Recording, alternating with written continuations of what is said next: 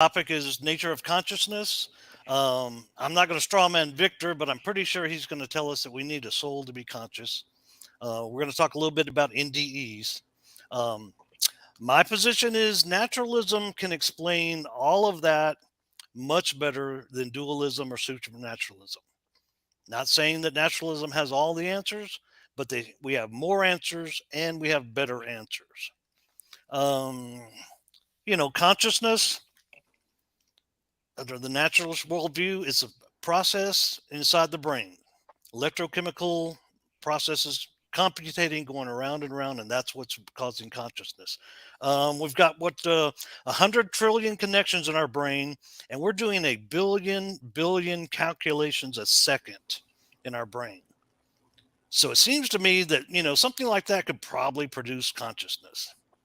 How it does, we don't know exactly, but I don't see any reason to just give up and say, well, naturalism can explain it, therefore supernaturalism. Because I think supernaturalism actually doesn't explain anything. But we'll let Victor kind of talk a little bit more about that. Right now, naturalism is the number one hypothesis for medicine and science. We've got every bit of medicine is based on the idea that consciousness is produced by the brain. Behavioral science, neurodegenerative science, neuropathy, sensory science. There's like 20 or 30 different brain scientists that all assume that consciousness and thoughts are created by the brain. We can manipulate the brain to cause different experiences. We can cause unconsciousness easily. We can change the nature of consciousness by drugs, electrostimulations. So we know consciousness has something to do with the brain. We all kind of have to accept that. So if we can't accept that there's not enough explanation there, then we'll have to see, how does the soul come into all that? What's the explanation for that, and how does that function? And do we have as much evidence for that as we do for naturalism? And are we really explaining anything? We'll probably go through some of these NDEs, but I think last time, we talked about a couple cases, and one of them, who was the guy? Eben Alexander, right? The atheist doctor told him, all this. Well, anybody can look this up, but that was about as fake as it can get. That was probably a case where he actually fabricated that story. If you really look at the details, none of it really adds up. The guy was in debt. He was losing his life.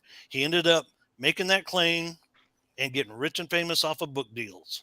And it's pretty obvious. Now, most of those cases aren't like that. Most of them, people have had experiences, but they misinterpret those experiences. They embellish and add on to them. We were talking about the shoe. And I said Wendy's shoe, but it was Maria's shoe. And that's one of the most famous NDE cases there is, where supposedly this woman was in a hospital bed, had an NDE, and then claimed that she was up and she could see this shoe that was sitting on a ledge outside, that somebody had thrown up on the ledge. And nobody else could see it, and you couldn't see it from her room. So that proved that she had floated up and out and had seen it. But when skeptics went to investigate, they found out that you could see that shoe anywhere. You could see it even from her bed. So the whole story was really embellished. And she might have had some kind of experience, and everybody just embellished on top of that. But like most cases, we can't tell because we don't have her last name. We don't have any doctors. We don't know. All we know is the hospital where she's at. So I'm also going to take the stance that if you bring up an NDE and you say, well, this proves some supernatural thing actually happened, I'm going to just reject your claim. Because most of these claims, any that we've ever been able to investigate, have shown to be either be false, misleading, untraceable, no evidence whatsoever. It's all just stories, and everybody loves a good story. I don't know if I got a little time here. One more thing. We also talked about, okay, if people do have out-of-body experiences and they're up floating in the hospital room and they're identifying these things, they have done tests. There's been at least half a dozen of them where they've put in symbols on top of shelves, on top of machinery. So if you were up in the room looking down you could see those and identify them. So the theory is, if somebody's up floating in the room in their soul, looking at their body and We're at 5 identifying minutes. things, well, they could identify those symbols. Half a dozen studies over years, hundreds of semi-deaths, near deaths, and quite a few out-of-body experiences. Not one person Okay. has identified one thing. We're at five So, minutes. you know, that's where we're getting into the empirical evidence right there, and I think that's where all the NDE things are lacking. Okay. Cool. Are we good, So Scott? we are good. We're at 5 minutes on that. And I'm I can't anxious hear to you, Scott. hear. Oh, can you hear? Hold on one second. Victor, are you there? Yeah, I'm here. I can't hear Can you you? either. Oh Hello, God. check, check, check. Yeah, I think Yeah, I'm I can hear coming you, through. Scotty. You can? Okay, good. Okay, I I got you. can I hear. think I got you. I got a bad Okay, All right. connection awesome. here. Sorry about that. Okay, no problem. We were right at 5 minutes, so we're going to go ahead and give the floor to Victor to go ahead and lay out the case for why consciousness is not a product of the brain. Go for it. Okay. Um, Thank you, Scotty, again. I mean, you're an awesome mod, man. I like that. You're very neutral. Mr. B, we're warriors, man. We're going at it again. Okay, I'm coming not from a religious view. All I'm going to lay out is the medical data and the philosophical data. That's it. I'm not here, even though I would be justified to say that Jesus did it or that God did it. I'm not going to do that. Okay, here's my opening.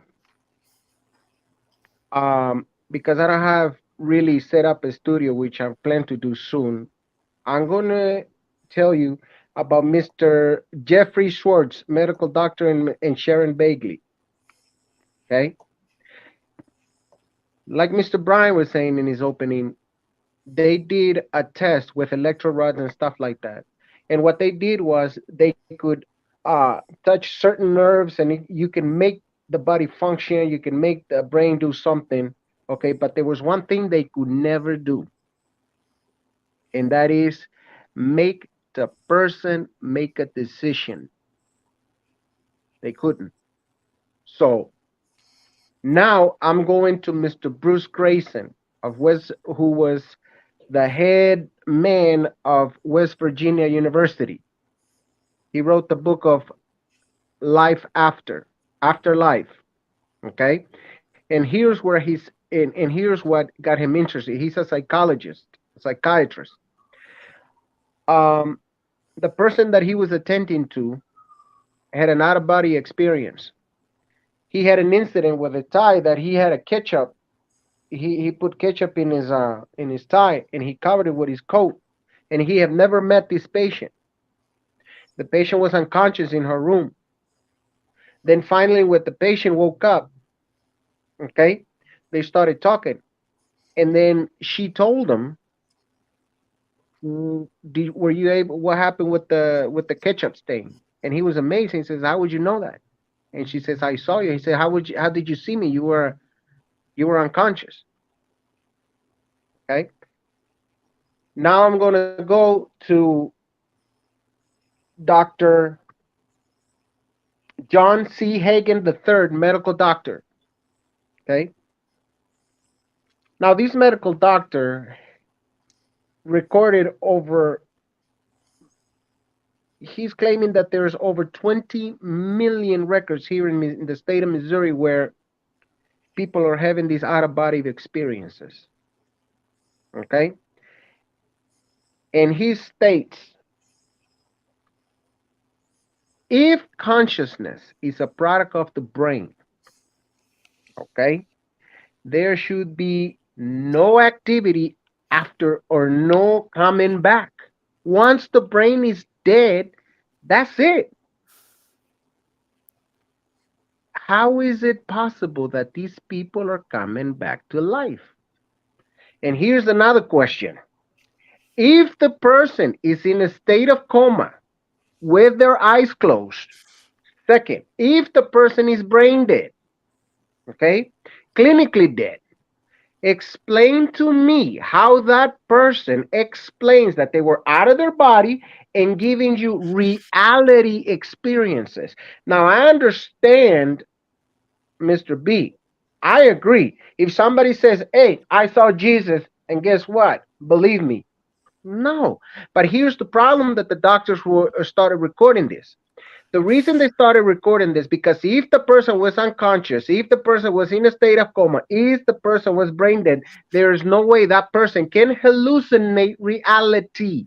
Hallucinations are subjective, and I mean, they were not induced with drugs or anything like that, because there are some hallucinations and there are some experience that the brain can have, but you induce them with drugs and all of that stuff. I mean, there's a lot of people that have had such experience, but this is subjective. But here's the problem, though. How can a person tell you what's going on in reality when that person is brain dead in or in a state of coma in the operation room? This is what they're arguing.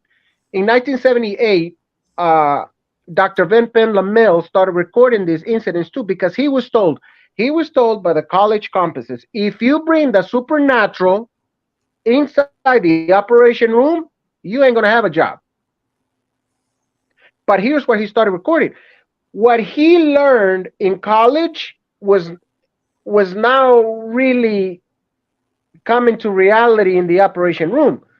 If he's saying, okay, if consciousness is of the brain, well, how are these people coming back to life? How are they having this experience? They telling me what I was doing in the operation room. It's impossible. You can't have it. So now let me go to one of the most famous philosophers, David Chalmers. David Chalmers says the mind and consciousness is irreducible to physics. Here's my challenge to Mr. Brian. If I was to ask you, how does the brain look like? You could immediately show me the anatomy. Why can't you show me the anatomy of consciousness and mind? It'd be that simple. We can look beyond space, but we cannot see consciousness as mind if it's physical. If it was physical, this debate would end right now. You said, Victor, guess what? You said that consciousness as mind is not physical. Guess what, buddy? You see the brain right here? You see that little line right there? That's consciousness. But you cannot point that, because consciousness and mind, like Mr. David Chalmers says, hey, it's not physical and it's not irreducible to physics and matter. There's two easy questions. Daniel Dennett, which when you sent me that link, I started studying Daniel Dennett. David Chalmers critiques Daniel Dennett's hypothesis. Daniel Dennett explains the easy thing. Yes, we know that the neurons react, and David Chalmers says that's easy. We know that. We know how the brain functions with consciousness. But the hard problem is, how do you get consciousness and mind? Where is it? Where is the physical location of it? 5 minutes, right at 5 minutes. I think you did really good as well, Victor. Really good. And all those books you were citing, just to let you know, I read all those books and you were spot on. You did your research. So I can tell. I can really tell. So, okay. So the next part of this is the cross-examination. And what we're going to do is we're going to let Brian ask Victor a few questions, 5 minutes worth of questions. Now I'm going to let the person who's asking the questions, you are free to interrupt. It's not a thing of rudeness. It's just for clarity and stuff like that. So if Brian interrupts you while you're answering it, or Victor, if you interrupt Brian when you're questioning him and he's going on too long with an answer, or you need some further clarification, feel free. It's not, we're not going to take it as rudeness. We're going to take it as you just need to understand what the hell he's actually trying to say here. So let's go ahead and let Brian pull his sword out, and Brian, get Victor, get your shield ready, and let's go ahead and on the attack. Let's go, Brian. Bring it to him. Okay. First question, Victor. People do lie, and people make up stories, and people misunderstand and misinterpret things, don't they? Yes. So how do we tell the difference between a misunderstanding, lie, or somebody actually telling the truth? Oh, where I just explained. If the doctor knew exactly that that person was in a state of coma with their eyes closed, Okay, how do it we is, know the doctor did that? How do we know that is even true? well, I wouldn't know because I wasn't there, but I mean, we're relying upon a person that has got no interest in the afterlife whatsoever. They've been taught that Well, there is no supernatural. So the reason this became so famous was because if in the college they telling you the supernatural was not to be bring in the operation room, so what benefit do they have to lie? well, I don't know, money, fame, notoriety, ego. There's plenty. Well, So, okay, yeah, okay, so maybe I should answer the question. The difference is we have to look at it empirically. You've got a bunch of right. stories that can't really be corroborated by anybody. On the other hand, when we really try to apply the criteria that eliminates these factors, it fails every time. Supernaturalism fails every time. Nobody has ever been able to actually record somebody floating in the room and reading something under controlled conditions. When we get under controlled conditions, all of a sudden the phenomena goes away. That's pretty much what I've got to say on that. Um, don't people want to believe these stories? Don't they want them to believe them really badly? Wouldn't you say? Well, I don't know. I mean, you have okay. Here's what I'm going to go to Mr. Bruce Grace, Mr. Bruce Grace, and a medical doctor. He says all of these things are happening from not only to atheists, not only to religious people, but of all different cultures. You're talking about over Okay. 200 million records of having out of Okay. body See, I experience. don't know anything about 200 million records. Right, right, Right. right. I Well, haven't seen all I'm seen the. But right. okay. But All we very have, good. Okay. yeah. Well, then let me ask you this: don't you think you're talking about different cultures, different religions, and that is a fact that people have? Some people die and see Jesus. Some people die and see Krishna. Some people die and see Allah. Children have died and seen Santa Claus or their family pet. Some people have said that there's a heaven and a hell. Some people said there's no such thing.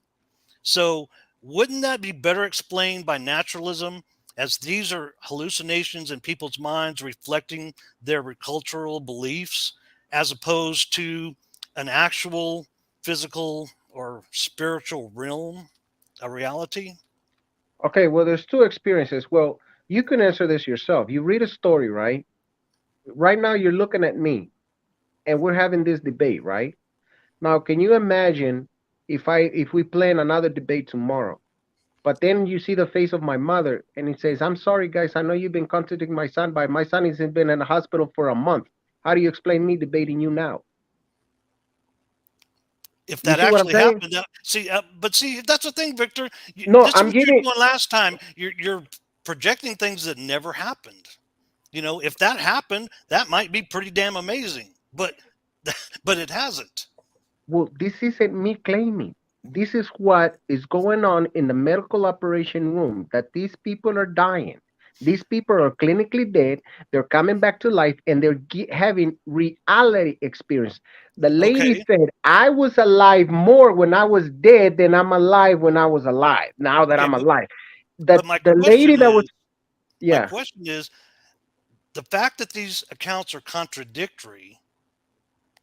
Doesn't that make it more likely that the natural explanation is true? Okay, Okay. One more, okay, real quick. You've got your examples. You know the one about Satha Sai Baba, right? The right, story about okay, Walter.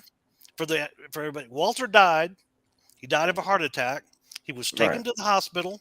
He was Mhm, laid out. He was pronounced dead. Hours later, he had an out of body experience. And mhm, he experienced being in the heavenly realm with Satha Sai Baba. And there was right, a heavenly judge, and the right, judge was going to rule on his life. Satha Sai Baba intervened for him and says, "Look, I need him to come back." And Walter says, "The judge agreed. And the next thing I know, I was back in my body and I was alive." And he got up and walked away. Okay. that is a So, perfect. Oh, okay. okay. So, Are you at? well, hold on. I mean, Okay, Okay. so if the supernatural is real, that means Satya Sai Baba is some kind of divine entity, and that the Christian heaven doesn't exist, a Hindu heaven exists. Wouldn't that be correct? Hold on. You're giving me a story. This is where me and you are in agreement. You're giving me an unverifiable story. I only have to take his word for it.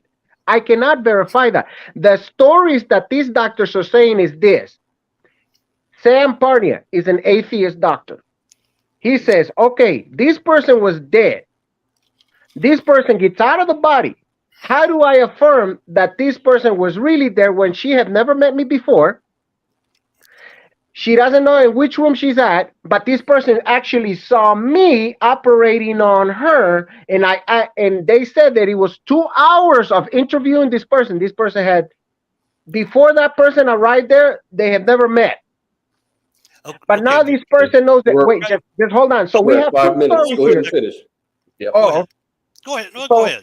so Just you have finish, two yep. stories. One story that I only have to take his word for it, that is unverifiable, and you and I would agree. Hey, I'm not going to believe that because I can verify it. But Sam Parnia is saying, well, this person could have never told me who I am, what I was saying, how was I operating, and what tools I was using. How did this person know what I was doing and what I was saying? You see, so some of these stories, I agree, they're only personal claims. They're unverifiable. They're subjective. But when a person is telling you, like I'm saying, if you die, if we know you did, and you say, well, Victor was doing this in his room, Victor didn't have shoes on. How would you know that if you're in your house? That affirms to me that you have to be out of your body. See, but when you tell me that Sai Baba story, I cannot verify it. There's no way to verify it. Okay. All right. So let's go with Victor's cross-examination of Brian, because we're a little past 5 minutes with Victor. So we're Okay. with Brian. So let's go ahead. Here's my question. The topic is consciousness and mind a product of the brain? My first question is consciousness and mind physical? Yes. Can you point to me the location? Where is it at in the brain? It's right in here, man. It's going around 90 miles an hour. A billion calculations a second. If I open up my computer, wait, hold on. Wait. Show me where you are in my computer? Okay, but you said, okay. Now you just made a claim that is physical and that we can see it around it. Perfect. Hold on. My second question. If you and I were investigating a murder case, and we can go dig in that person's computer, if the murderer, we can go dig his information. Where would the information be located at in the computer? Right, where? Where? Inside the... If we were to dig inside the computer, right, where would that semiotic information be located at? The same place it would be in the brain. It would be in that pattern of electronic signals. No, it would be in the hard drive or maybe in the internal drive. That's where the semiotic it would be, right? Well, if I open up he's got to record. Okay, if I open up a hard drive, I'm not going to find a murderer in there, am I? No. What I'm saying is the information to find information. So here's my question. Okay? Here's my question. If it is that simple to find inside a computer, now they did a test. They put this person to dream, okay? He didn't tell nobody. Can we find out what he dreamt? Actually, yeah, you can now. The Japanese have done that. No, you cannot find what Yeah, okay, perfect. If you're saying that, listen to what I'm saying. The Japanese actually did a study where they can correlate brain waves with actual thoughts, and they can actually read your dreams. Listen to what I'm saying. Listen to, if it was that simple, listen to what you're saying. Okay? What you're actually saying, that I have a dream, and you could go dig in my brain and tell me exactly what I dreamt. Is that what you're claiming? That's what the Japanese did. Not exactly, but they can definitely read your mind while you're dreaming. No, my question is this simple. I had a dream, and you're telling me that you can find a location where I had my dream and what I dreamt, both Okay. things. Right. I think you're kind of hung up on this location thing. You know, it's like in my computer. You can say that the murder is in that hard drive, but obviously it's not. It only No, I exists didn't say that. in a Hold on, let me interrupt you for a well, second. I said if we were to find out that somebody, okay, when I went to prison, the evidence was inside my phone. What kind of text I gave, okay? And they said, "Look, Victor," the guy said, "Hey, I'm a felon. I want to buy you the guns. Here's the semiotic information that you said, yes, I agree to sell a felon guns." So I'm not saying that I'm inside the phone. No, what I'm saying is that such information, we can find it because it's all physical. If it's all material, we can find it and we can see it. well, we could do But the you same see, thing when in you tell theory. me, huh? We could do the same thing in theory with the brain. What do you, Why okay, not? well, what, It's just tell super me, okay, complicated. give me a doctor who find out what that person was dreaming and where is the location, or where is that data located at? When you say that data is located, what do you mean, Victor? Well, the information, for example, okay, the program.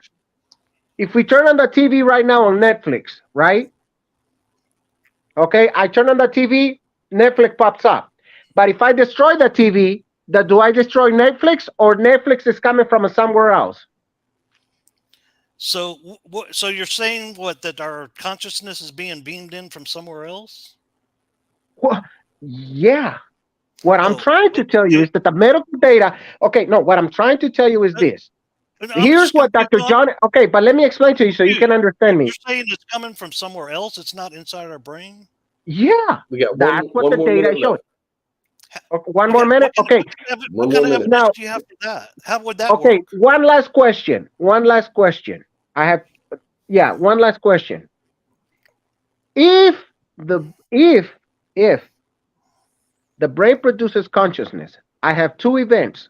In 1984, Velma Thomas died for 17 hours, holds the record for being dead for 17 hours. Where was consciousness? How did she came back to life? I will say she didn't. That's that's a bullshit story, man. Nobody's Wait, dead for what? 17. Nobody's dead for 17 hours and comes back. The Okay, cells look up. start It was decaying. on 1984. It came on the news. It's everywhere. I was surprised myself. I got a last question.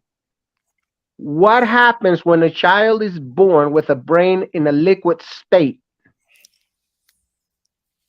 Where is consciousness there? It's in whatever brain they've got left. Okay. I mean, children are born brain damaged quite often, yeah, and they still No, do. no, no. You know, I didn't say brain dead. you can even I didn't say brain dead. Listen, see. there was a child born with a liquid brain. Listen to my question. There Mhm. was a child born with a liquid brain, and the doctor says she's only have a month or two to live. But guess what? She lived almost 3 to 5 years, and they said that she was still being conscious. She could still have emotions, and they don't know how because See, the brain was in a liquid state. this is what's so funny, Victor, is you're telling me stories. I'm telling you a story about South of Sai Baba, and you say, "Well, that's just a story." But here you are, just telling me stories. Yeah, but You my know, answer my the story question. about What? some. Yeah, but you If haven't answered my somebody had been question. dead for 17 Well, hours and came back, Okay. that would have been the biggest scientific discovery of the century, at least. It was. It came okay. on the news. Yeah. It That's Okay, what came I'm on guys. the telling So you. news. so so we're gonna go into the open discussion. We can maybe pick it up there. I think what he is referring to, what Victor's referring to, is a lady by the name of Velma Thomas. uh, Thomas. That's right, Velma Thomas. Yeah, that is. Frozen? Yeah. Am I frozen? No, was she No. frozen? Vilma Thomas. Oh, You know, she was no, she was. It was. She was. Her skin started hardening apparently from the story, but yeah, it's kind of like a famous story. But anyways, um, let's get back to the open discussion. Maybe we can continue on. I kind of posted a link. I went and checked it out to help you look at it in case you want to go back and look on that story. But yeah, let's continue the open discussion. This is going to go on for about, what do you want to say? Maybe 20 minutes. We can do that. Okay. Then we'll go You want to ask one question first, and then I ask? Okay, sure. What I'm going to ask is, what's your alternative? You know, we've been talking about naturalism can't explain everything. Then you gave me some stories about things that we can't verify. So what is your explanation of consciousness? Okay, first of all, I gave you okay, the stories, or some stories are unverifiable. Like if you tell me Muhammad went to see Allah, well, there's no way I could verify that, right? We can't. Okay, all right. Or like, But you know, here, the New Testament, right? You mean like huh? the New Testament? You mean like the New Testament? What do you mean by We the can't, New Testament? like we can't. Those are stories we can't verify.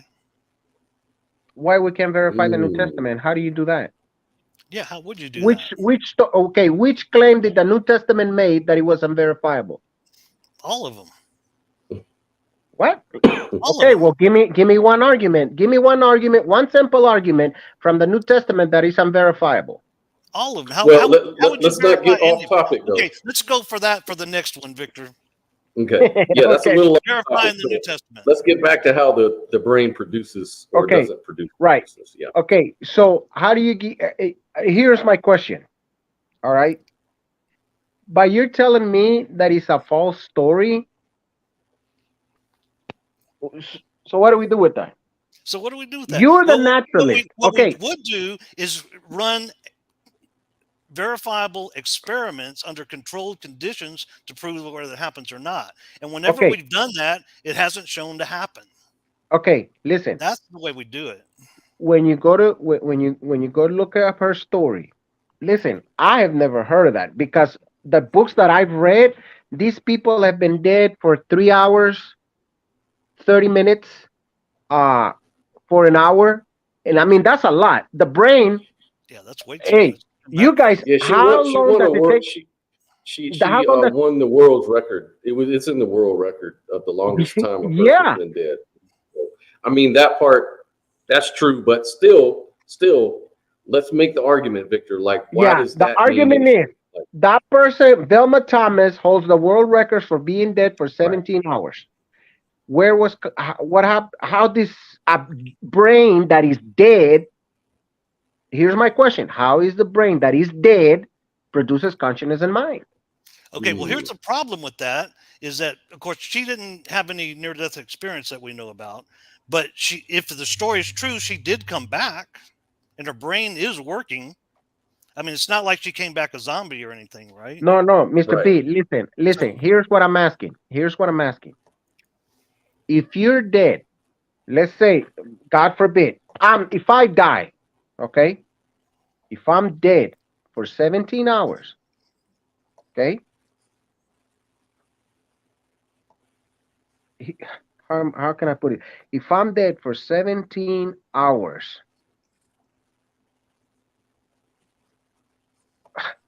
I mean, okay, if I destroy my TV, okay, I cannot see Netflix.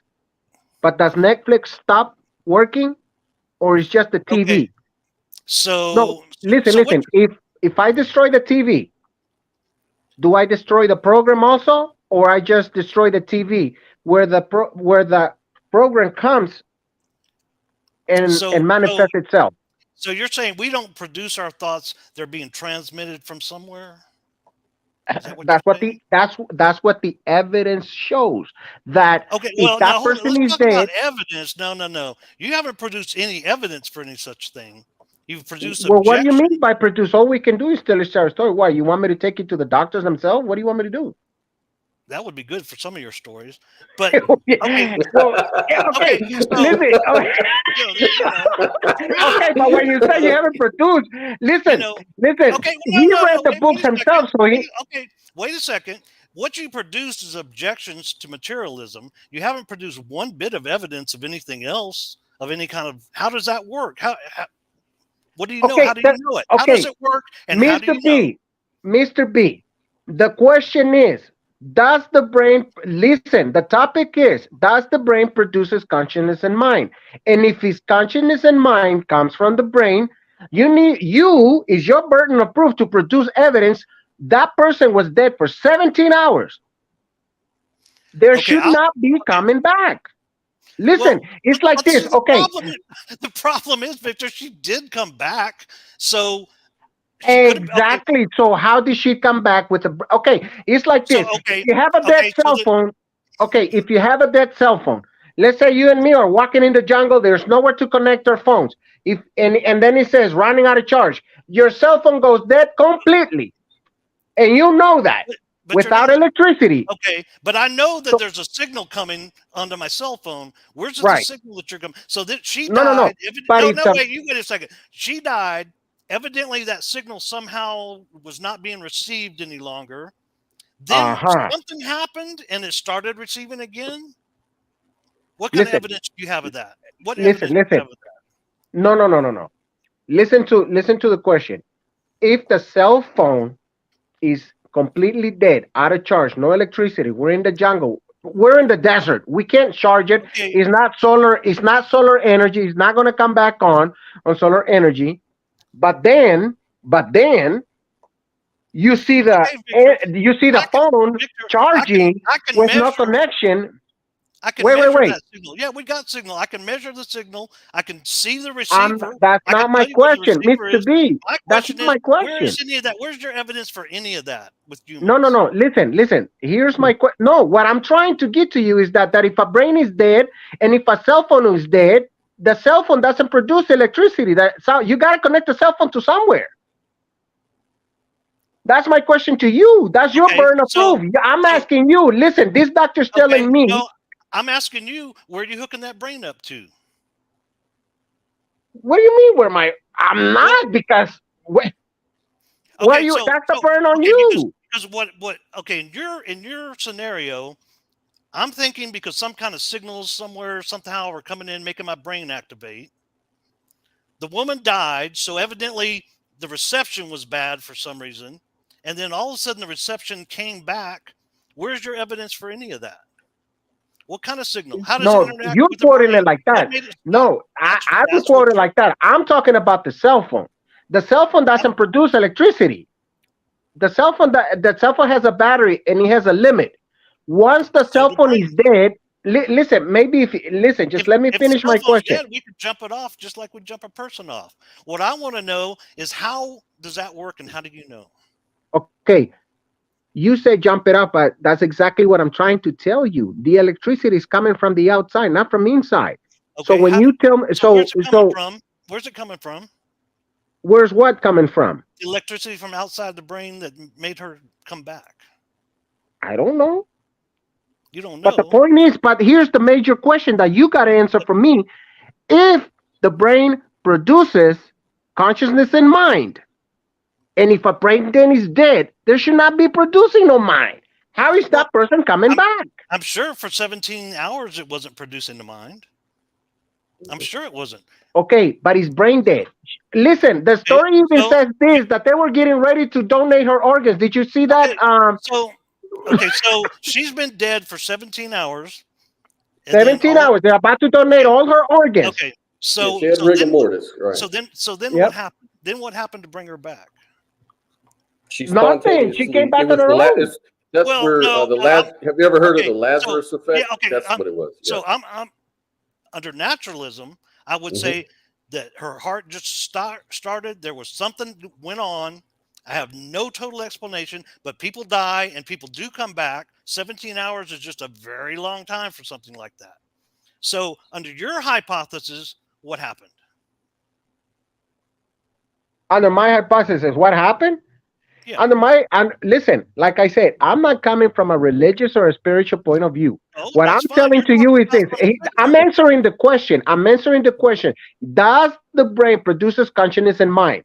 And here's the question. Well, no, because if that person is dead, brain dead, that's like saying That's like Well, if my phone is brain dead, if my phone is dead, I hook it up to a charger and it kicks right back. exactly, the electricity is coming from the outside, not the inside. That's No, my it's coming, question to you. no, That's the what I'm trying to tell you. electricity is coming from the inside, not the outside. I do know that there's a I'm sorry, you signal kind of coming. cut off. I lost signal. The electricity is coming from inside. It's coming from the battery. The signal's coming from outside. So Right. what I want to know Listen, no, is the what no, okay, what I but once want the to know battery is goes dead, what kind of signal was coming to her brain, what stopped that signal from interacting with her brain, and how did you know any of that? I'm not making that claim. I never said losing signals or Oh, nothing. What I'm well then why telling are we you, talking about cell phones?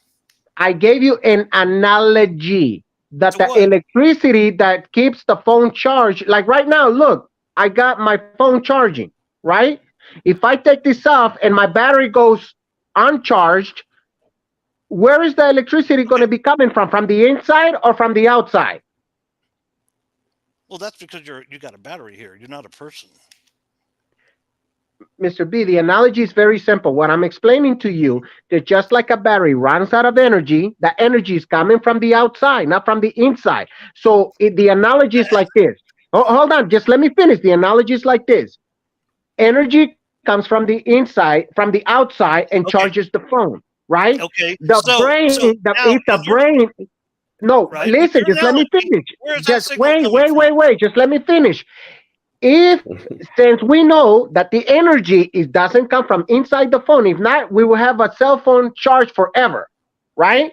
Now, the same analogy. Here's what I'm trying to tell you. If consciousness and mind is produced by the brain, it's got to be inside the brain. How is that possible that if the person is brain dead for 17 hours, can she come back to life? There should be no, Let, because let me, here's Okay. Okay. let me intervene to ask his question in a way, maybe Brian yeah, could ask him please. just ask another way. I guess what he's saying is, how does the brain bootstrap itself to start processing consciousness after it's been offline for 17 hours? I guess See, that's what he's saying. I'm not a medical doctor, but people do come back, from the Right. dead. I mean, we've been talking about that. Mm-hmm. 17 hours is just a long time.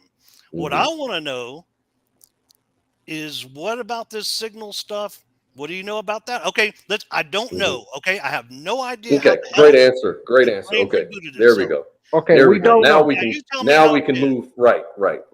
So what is your question now? What rebooted it? What's this signal? What do we know about it? How does it work? And how do you know? So the I burden of don't know. proof. Right. I don't know. Okay. That's the Okay. problem. The reason I don't know is because I'm coming from a skeptical, naturalistic view. Okay. If I'm a Internal. naturalist and everything is, if supernatural does not exist, okay, perfect. Where did consciousness and mind is coming from a brain dead, from a dead brain? It's impossible. It You is cannot impossible. tell me Right. just like once a phone is uncharged, is dead, you got to plug it to somewhere else. See, but you've already admitted that's wrong. What's What about wrong? all these people came back from the dead? You're talking about people coming back from the dead all the freaking time. Listen, I'm Sure, answering your sure. question. That's the brain produces consciousness and mind. And if a brain is dead, you is your burden of proof because you said yes, it does. Okay, fine. I want to know from a dead brain, how could you get consciousness and mind? Well, you can't. It has to be alive. Exactly. Right. So how So did that she person came back to life 17 hours later? have no idea. How do you think she came back? Well, Hmm. like David Chalmers says, and he's a dualist. There's a spirit and there's materialist. Okay. And no So matter, and we have two hard problems. He says we have the hard problem question and we have the easy problem. Daniel Dennett answers the easy stuff, how the brain functions with the in consciousness and all of this stuff. And that is what David Sharma's conclusion came. The only answer is that there's more than this physical world. okay, That so mind and consciousness is so irreducible to materialists. so we're just talking about a god of the gaps is what we're talking about. That's what we're coming. How So did you if came? Okay, okay, that's because your of this. God. Okay, I'm not. Okay, Because okay, how did, supernaturalism of the gaps. Okay, naturalism has explained so much about consciousness, the brain. We can see our thoughts. We do tests on. We can change people's personality. We have all this evidence, but we don't have it all. So you're saying, well, since we don't know everything, that can't be true. Therefore, this thing that we don't have any freaking clue about must be the answer. no, that's not what I said. I'm going to That's repeat myself exactly what what I said. I'm going to repeat myself. Listen, if the brain, listen, I'm not playing the God of the gaps because I know about the God of the gaps. Listen, if the brain produces mind and consciousness, perfect. Okay, we're alive. Okay, bam, I shoot you, you're dead. And that person come back to life, then that means the brain, I mean, that means consciousness and mind is independent of the brain. Because once the brain is dead, you cannot be. How can a dead brain produce consciousness and mind, Mr. B? it can't. You How? have to bring the people back. If you shoot me and I'm From dead, where? okay. If you Why would you want to bring somebody? He's dead for 17 hours. They now, were what are we getting ready to donate her organs. No, I'm talking about people, period. If you shoot me, that's your analogy. If you shoot me and I'm bleeding out, I can die right there and the EMTs can come and revive me. So Right. a You minute, have, yes, 10 sir. minutes, True. 17 Watch hours, this. what's the Watch this. difference? How long does it take for the brain to survive without oxygen? Not long, man. Okay, So, 6 minutes. The so most 6 minutes. okay. If So, if you you're saying that wait. No, somehow but let is it me finish so you can supernatural that understand my her question brain though. didn't deteriorate? Her brain Wait, didn't hold deteriorate. on. It was Just let me supernatural. finish. Just let me finish what I'm trying to tell you. Here's the medical fact.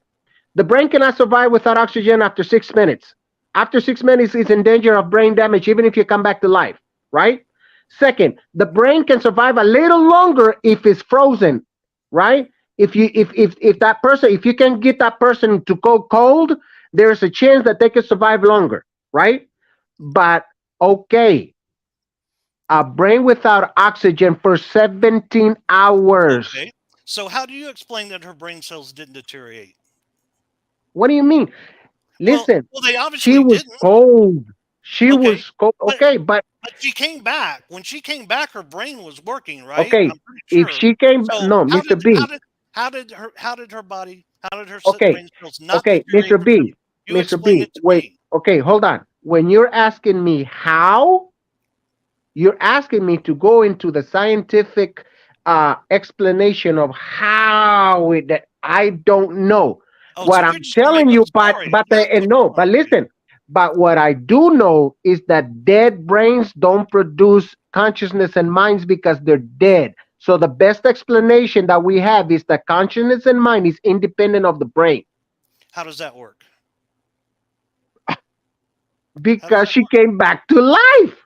That doesn't make any sense, Victor. Okay, she It came. didn't make Okay, sense to me okay, because in my okay. So 17 hours later, what kept her brain cells from deteriorating?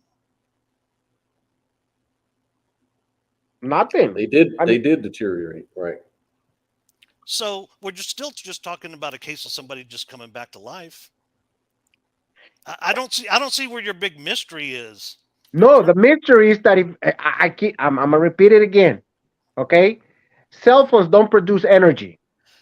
Let's get off the cell phones, man. Okay, you It's tell because me I'm trying to what. tell Okay, you that dead the things lady's don't dead. produce anything. Okay, the lady's dead. Yes, I'm saying under naturalism, I'm not really sure why she didn't stay dead, but when she came back, her brain reactivated and she was thinking right. and she was unconscious for 17 hours while her brain was not functioning. And then she was conscious while her brain was functioning. So I want to know, where does the supernatural come into any of that? Oh, She's so dead now you right. want to? She's dead. Okay, She's okay. dead Wait, wait, right wait, wait. now. So now you want to talk about supernatural. Right. My explanation is this. I'm answering the question. Does consciousness and mind is a product of the brain? Well, no, because if the brain, listen to what I'm saying. If consciousness is mind is a product of the brain, once the brain is dead, my answer would be that's it. There is no afterlife. But when a person is dead for 17 hours, my answer is well, logically, the brain does not produces consciousness and mind. Now, if you want to bring the supernatural into that, now we can go religious. Well, All I'm no. doing is Okay. answering your question about But naturalism. okay, but see, I don't understand your problem there. Okay, she died, right? When she died, she was unconscious. We're all there. She was not conscious while she was dead. 17 hours of no brain activity went by, and she was still dead, and there was no brain activity. And then she came back, and she had brain activity. I don't see the problem there, really. I mean, other than the fact that that's an extremely long time, what's the problem? She was The conscious when her problem, brain was okay. active. She was One more. Let unconscious me when her try one brain more wasn't time, Mr. active, B. and she was Okay, conscious when her brain was active. okay, Mr. B. I got another one for you. Can you see without eyes? Did you read this one? Did you read about See, I this don't, one? I don't Wait, your wait, wait. Just hold stories. on. That's what I'm trying to tell you. You're That this is telling me going on in the stories, medical man. records. That's not Okay, on any well, medical records. You're telling stories from popular magazines and Christian apologists. no, no, no, no. Listen, Yes, I'm gonna yes, tell you. yes, Okay, yes. you're presupposing you're straw I'm manning not me. I'm presupposing asking nothing. you. Listen, listen. There's so many stories that Okay, I could tell you, okay. and I this can't is see home. without eyes. You're going to claim somebody saw without eyes. How did that work? That's exactly my point. How did How that does work? that work? Yeah, how I'm does that asking work? you. No, I'm asking you. Okay, how I say it works is it didn't happen. That it's a story, Oh, okay. and Well, everybody knows stories. Everybody's telling stories all the freaking time. hey, You all I can what I say is want, I'm what you're asking me is for an explanation of how that works. I'm asking you right. the same question. I'm Okay. asking you the same All question. right.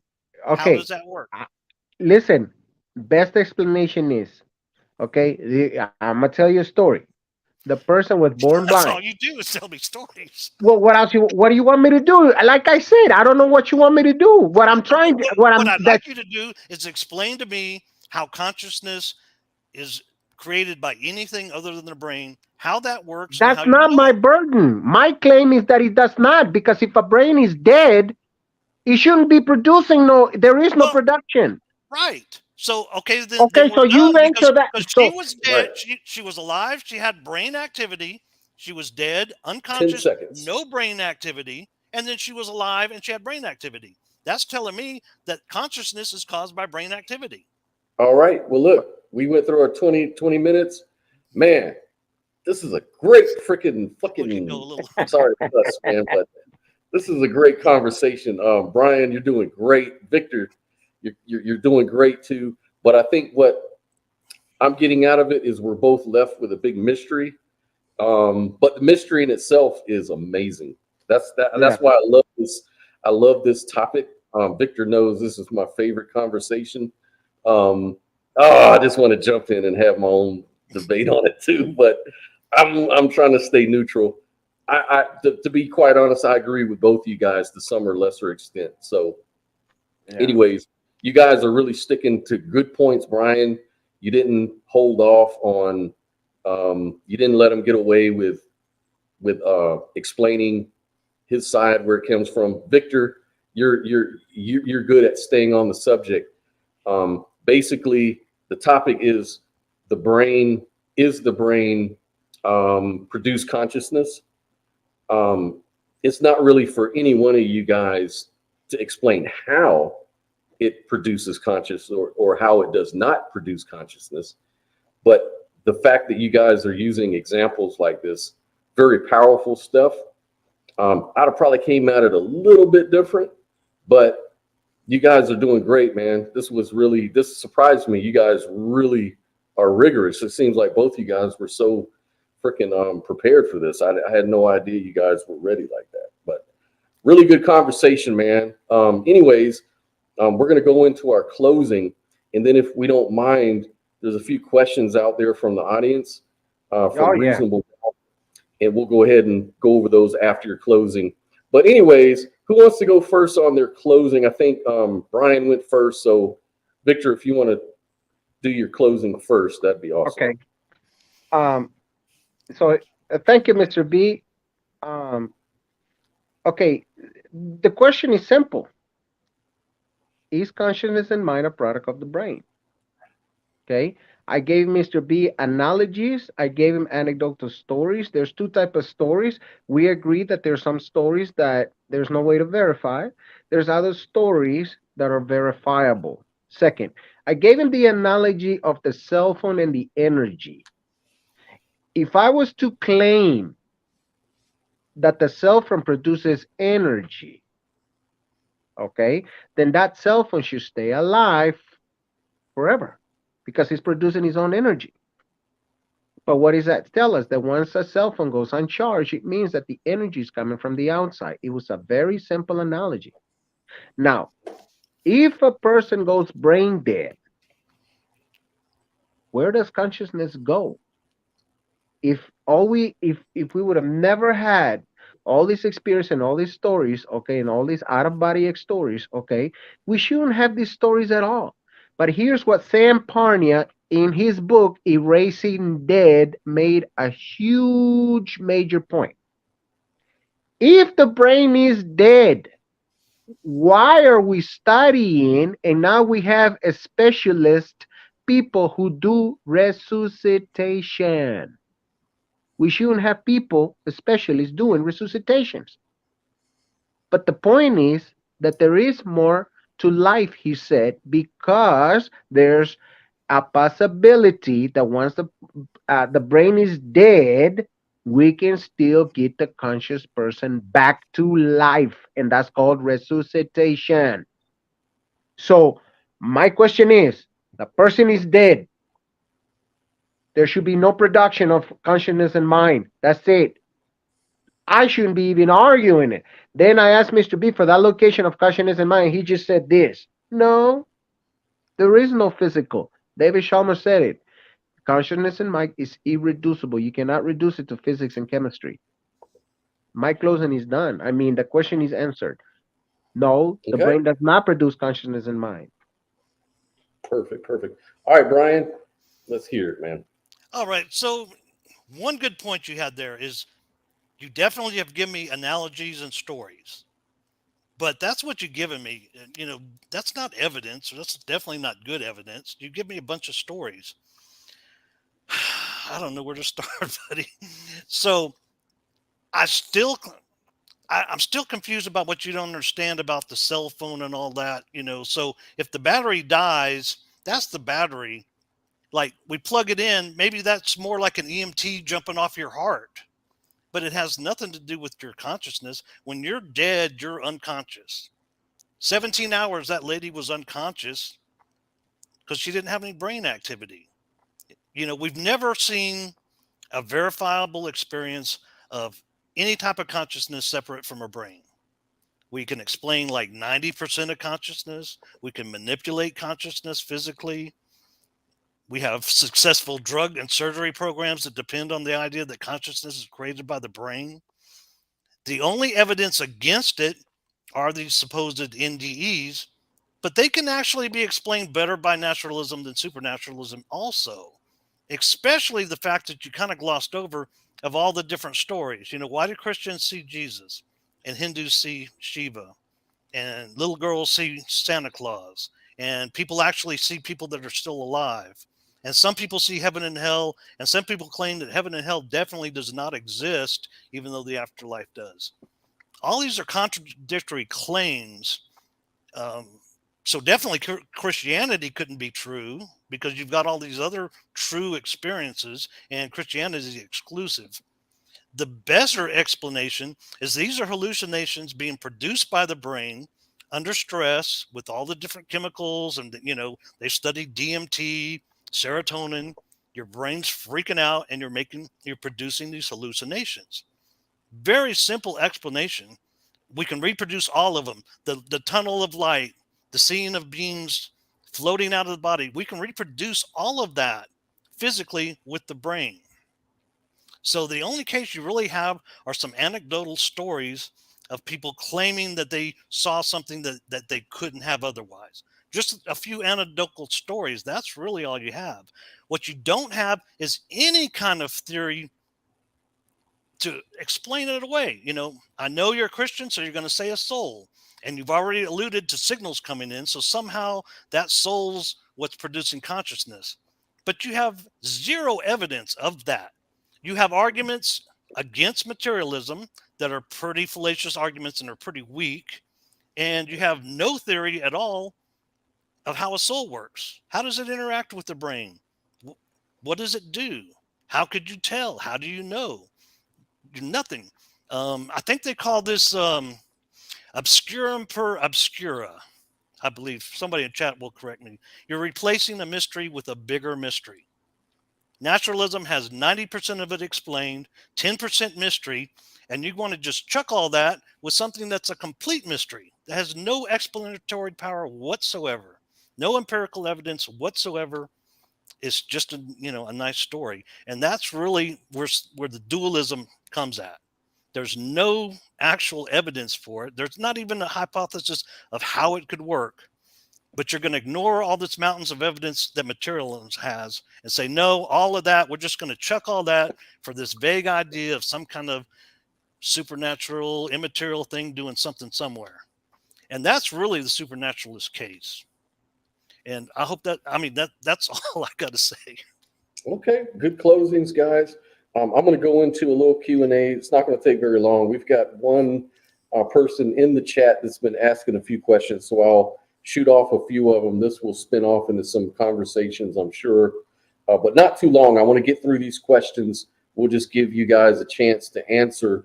I think most of these are going to be directed to Victor because Reasonable Doubt is asking kind of skeptical type questions. So I'm assuming this is for Victor.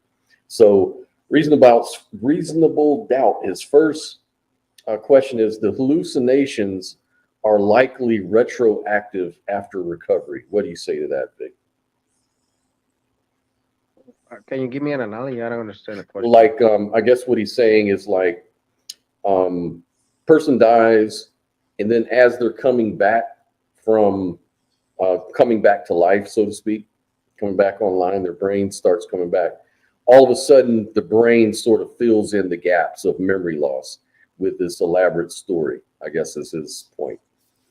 Like, I've read could a it be couple of like just stories. memories? Yeah. Yeah, I've read a couple of stories like that, and like I said, some of those stories you can consider hallucinations. Some of the stories, like I was telling, again, I'm gonna repeat myself. We have the logic and the reason enough that if a person is blind, okay, and never seen all her life, how are you gonna hallucinate reality? Mm. That kind of feeds into the next question he has. Reasonable Doubt, this is for you, Vic. You don't really see with your eyes. Your brain is doing the interpretation of your senses. So an unconscious brain can still interpret what is going on around them, because blind people who used to be able to see are just filling in the gaps with their brain. What do you think about that theory? Okay, maybe so. I don't know. But what happened in the story, man, and like I said, there's so many of them, and I wanted to get the best one for you guys. But here's what the doctor said. This person is blind all her life, born blind. But all of a sudden, this person is giving you reality details. So it's very hard to say that the brain was filling out the gaps. How does that person know color? How does that from where that? Okay, here's the question: from where is the brain going to get all that information if there's nowhere to get it from? I mean, you can't see. So it's very hard not to believe if somebody tells me this person was blind forever, but all of a sudden that person is telling you reality stuff that a blind person cannot tell you. So yeah, I read a case. Do you know a case? Can you cite a case where a person born blind died and then describe what she saw in the operating room? I think we're thinking of the same one. I had all this prepared last time. I was just wondering if you had a citation. It may be helpful. I really don't. The one that I have, I heard it from Gary Habermas, but I know Mr. B doesn't like Gary Habermas, so I wanted to go. I wanted to go to Dr. John Hagen, and I believe it's in one of these chapters. It's called The Science of Near-Death Experience. I don't know if you've read it yet, Scott. Mm-hmm. This doctor is from here, from the state of Missouri, and and I believe in one, because see, remember, I work 12 hours a day, so everything to me, when I don't have time, I buy the books for Audible so I can listen to them while I'm working. You know what I mean? So I try to memorize it for these last 2 weeks. If you guys notice, I haven't been active so much. So the Yeah. story is, I can't give you the pinpoint story exactly, but I'm glad that you also read the story that that person was blind all her So life, and just for the all of a audience, sudden, I went ahead and posted a video about it. The lady's name was Vicky Umaped Urituk. Um, this was a lady who was born blind, and when she came out of her NDE, she started describing things she had saw in the operating table, the color of it, the shape of things, and stuff like really weird stuff. But anyways, there are other explanations. Just to put that out there, the whole thing goes into the alternative explanations, which are, That's the thing you know, Victor wants to ignore is the alternative explanations, which right. believers do. I mean, you're saying, okay, this is kind of weird. How can she see if it's if she's dead? How can she see without her eyes? But that's my question to you. How can she? Right, blind sight. How could she? There's a Okay, where she put the my question. naturalistic, the religious explanation is God opened her eyes in heaven or something to see what was going on in the operating table. The naturalistic explanation is something we've discovered called blind sight, where people are under certain conditions can all of a sudden see. But anyways, I don't want to yeah, get involved. I just but to want to say bring that up. God opened her eyes is just like a story. Like it didn't But open her you keep eyes. She mentioning, didn't have any okay, you eyes. bringing God here. I'm only giving, you see, Right. this, Okay, well, let's I'm say supposed to be a religious person. Stop okay, bringing God into the picture. I'm supposed. okay. Well, I shouldn't be straw You- manning you, Victor. How did she see without eyes? How did that work? it doesn't. You cannot see. But my question, I'm gonna answer your Okay. question. A blind person cannot be telling you reality things if they've been born to blind. So now my question to you is, how do you explain that? Okay. My explanation is much like Scott's. There, she described things that she heard.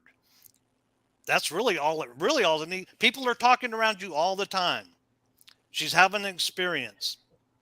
See, that's Her you brain, see. and then Okay, people I have can built the story up. understand Okay, description. okay, that's unsatisfying to you. I understand that. So what's your explanation? Okay, there's certain things, right, that you could remember, but I don't think these doctors are going to write down a story that's going to make them look like a fool. I mean, we're Oh no, not they're we going to make we all kind only of wait, money off hold of on. that. We're only giving you vitamin size. We're only giving you vitamin size anecdotal story. But once you start getting reading literally what the peer review medical journals are writing, then you're going to say, okay, well, this person was blind and Oh there's no no, I know. possible way she could be describing this stuff. I'm Okay, only listen. I'm did you only bring that giving peer you review? Did you bring that peer review paper with you? Because no. if well, no, I'm okay, listen, because it listen. doesn't Okay, exist. okay. But that's okay. That's okay, Victor. Let's He say just posted materialism it. is Didn't you crux. just posted it? Did Scott, did you? did you just, he just posted it. Didn't you just We can, posted it? we can take a look Yeah, at I it. posted the video. Okay, I'm looking at so some webs. you don't like my Mhm. explanations. What's your explanation? I told you, if a person has been born blind, there should be no sight. Okay, Simple. so then how did she see? I'm asking you that. Well, I've explained why I think I've given you my explanation. Okay, well, it's It didn't. unsatisfying because if a person Okay, has been so blind, okay, then what's your explanation? here's my explanation. That consciousness and mind is independent of the brain. It doesn't How depend does on the brain how does that work? And how do you because know? that person who's been born blind should not be seen. That's Okay, why. so then how is she seeing? Because consciousness and mind is independent of the brain, which You said means, that. What does that mean? okay, Like when you where? say, Okay, okay, there's two you wanted okay, me to I point think to you're something. stuck. You wanted me to Okay, point to consciousness in the brain. wait. I'm I'm asking you gonna, point to consciousness outside of the brain. okay, Mr. B, let's talk about the engine for a second. Listen to the analogy. If you tell me, I how don't does want an the analogy. engine work? Wait. No If you ask me, analogy. Tell me how it works, How man. I'm trying Tell me to how it explain it works. because I gave you my answer, so now I'm going to give you an analogy. If you ask me, Victor, how does the engine work? I would tell you, man, I wish I knew. I don't know how it works. But I'm asking you, does the engine come into self-existence without a creator? You would say what? The engine. If an engine come into existence without a Oh, creator? it needs many creators. Okay, perfectly. Many creators, not So, one okay, creator. It needs that's what many. I'm giving you the agency explanation. You want to know the how? I don't know. So you're telling me that we're just going to give up on all this knowledge No, that I we know, have? no, not at all, not at all, not at all. So If one day you come back to me and say, "Hey, Vic, guess what? That blind chick, okay, there was a third eye over here, like the Hindu." That's how she saw. Then I said, "Dang, okay, that's very but interesting." You but know, you some see what people believe in that third eye. Victor, I just remember from Marvel Comics. Don't think I'm right, right. or But Victor, you have to see what I'm saying, man. I know what Is you want me to I've do. got almost all of the explanation here, except I can't explain some anecdotal stories that we really can't trace down that aren't in any peer-reviewed journals. We're going to just say, okay, well, that doesn't work. It's got to be what? What It's does it got to have be to be? what? No, What see, you you want say? me to It's, bring. Okay, but listen, Mr. B, well, you that's want only me to see fair. God did it. I'm not going to tell you No, God did it.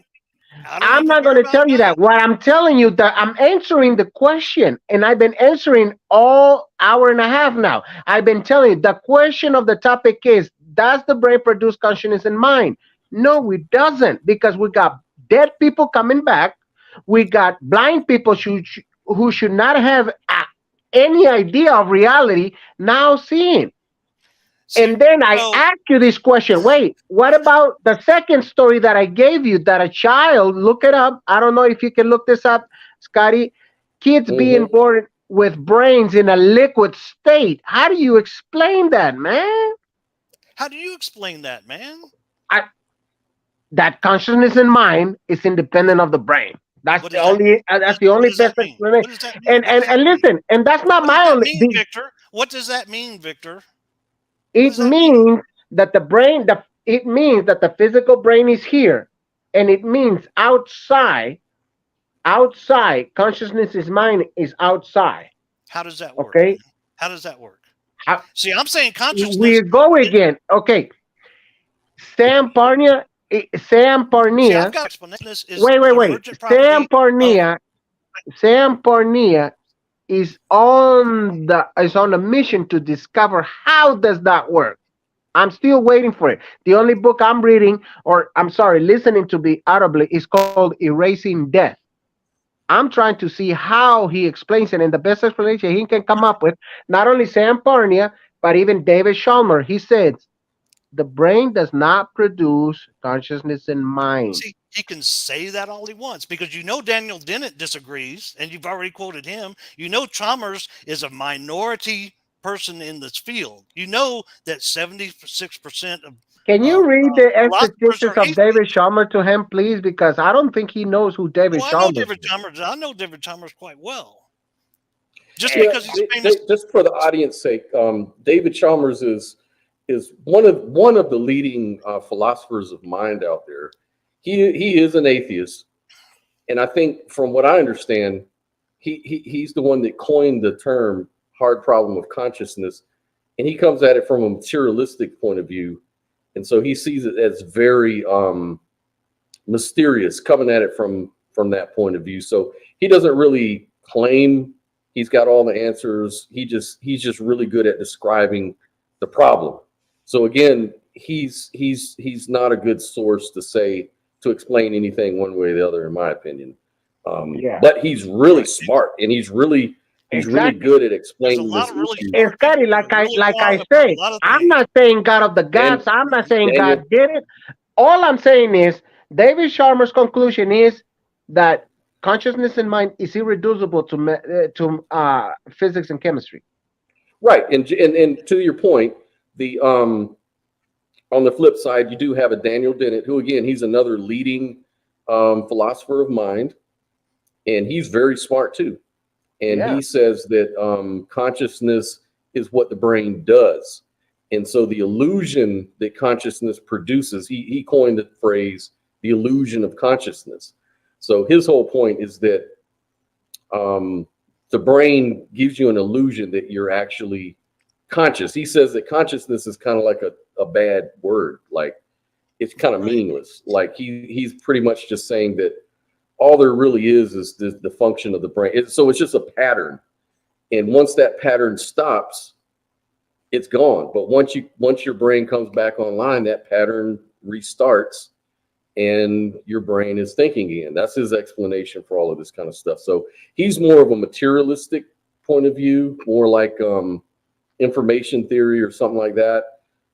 Chalmers is just a Mysterian maybe. Yeah. And he's hoping that maybe What I'm sorry, he is. I'm misquoting him. He's a panpsychist. So he's sort of he's a materialist. Yeah, but a panpsychist is like a heavy reductionary materialistic philosophy that says that actually consciousness is the other point of material in some cases.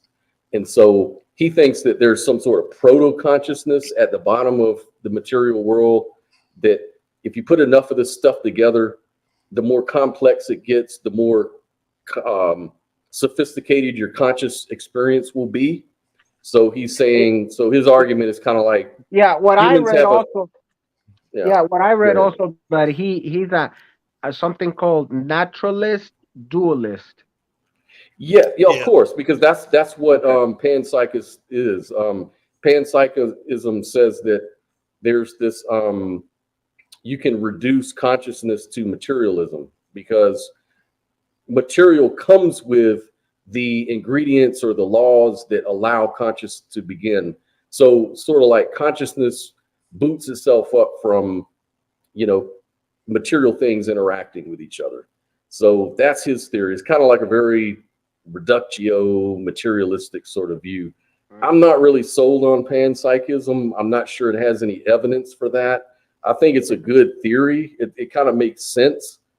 But again, it's just as weird as, the idea that it comes, that it's a signal that comes from the unknown. It's just another theory. I mean, all of this stuff is just kind of getting down to mysterious shit. But that's the thing that gets me, is materialism has a theory. It's been well tested. It's got a mountain of evidence. But what do you mean? Okay, like, what have you claimed that? Made one argument that materialism does, and that is so evidential, or you're saying it got mountain of. Give me one. Give me one argument. You can change your consciousness by affecting your brain.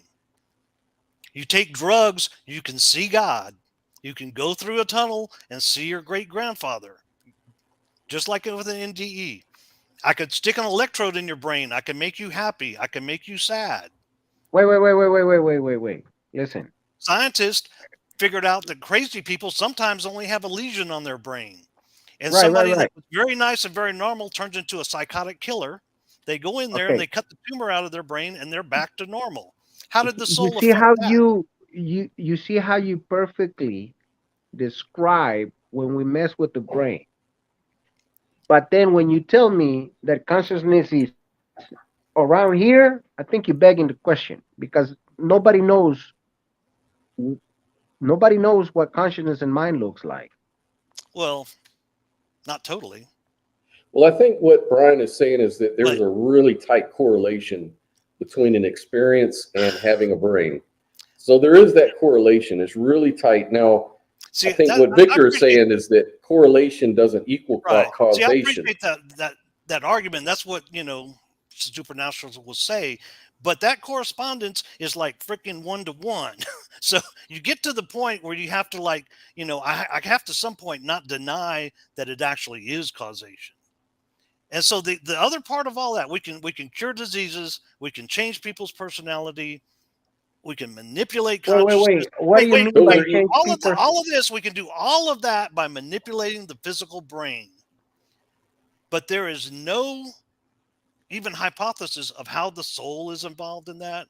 How to if when somebody cuts out that guy's lesion, did his soul heal also, or how does There's no hypothesis whatsoever. You're just saying Wait, it's wait, got to be immaterial. It's a soul. I how don't know. how do you That change? explains everything. Okay, define personality and tell me how you can change the personality of a person. A personality is somebody's nature, their outgoingness or not. You could change people's personality easily. People I change their own don't personality by taking drugs. give me I don't understand how you going to change somebody's personal. You mean damage the brain and then that person can function normally? Is that what Well, you mean? you could Hold actually on. repair the brain. Like I just was talking about, there's been people that have been very normal personality people, all of a Uh-huh. sudden start going crazy, starting to Okay, be in but why did they hospital start going crazy? because they had a lesion in their brain. They had a tumor. And the doctors go in and take that tumor out of their brain, and their personality is restored. Right, but you say you can change people's personality. How? Sure. Giving them Are you drugs. familiar with Phineas Gage? No, what is that, Scotty? Okay, Phineas Gage in 1948, he had a workplace accident in which an iron tampering rod entered and exited his skull, right? He Yeah. survived it, but everybody noticed, his personality changed as a result, leading to he became very angry and, his whole personality, his beliefs changed about things. And people described him as no longer Gage after an iron rod blasted through the front of his head. So his personality, in fact, changed. He was diagnosed as a different person. It's Right, but because his what you brain see, you was give me, damaged. I can understand that. That person had an accident and brain damage. But when Mr. Bryan listened to what he said, oh, we can mess with the brain and change somebody's personality. That's Right. like Have you that's ever heard of like a really have you huge leap.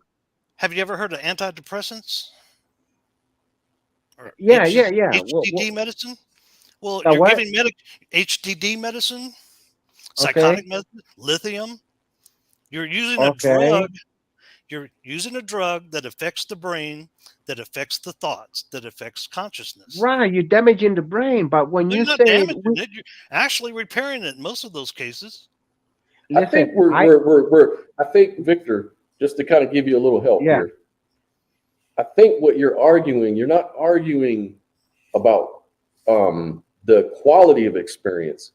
I right. think you're arguing for experience, period. Like, even if you affect the brain through drugs or anything else, it still doesn't answer the question of where does experience come from to begin with, right? Like Yes, that's what that's they what I'm, were saying also. They're still not answering that that's Okay, see, so that's here, what I'm saying. I mean, okay, so that's a perfectly valid point, right?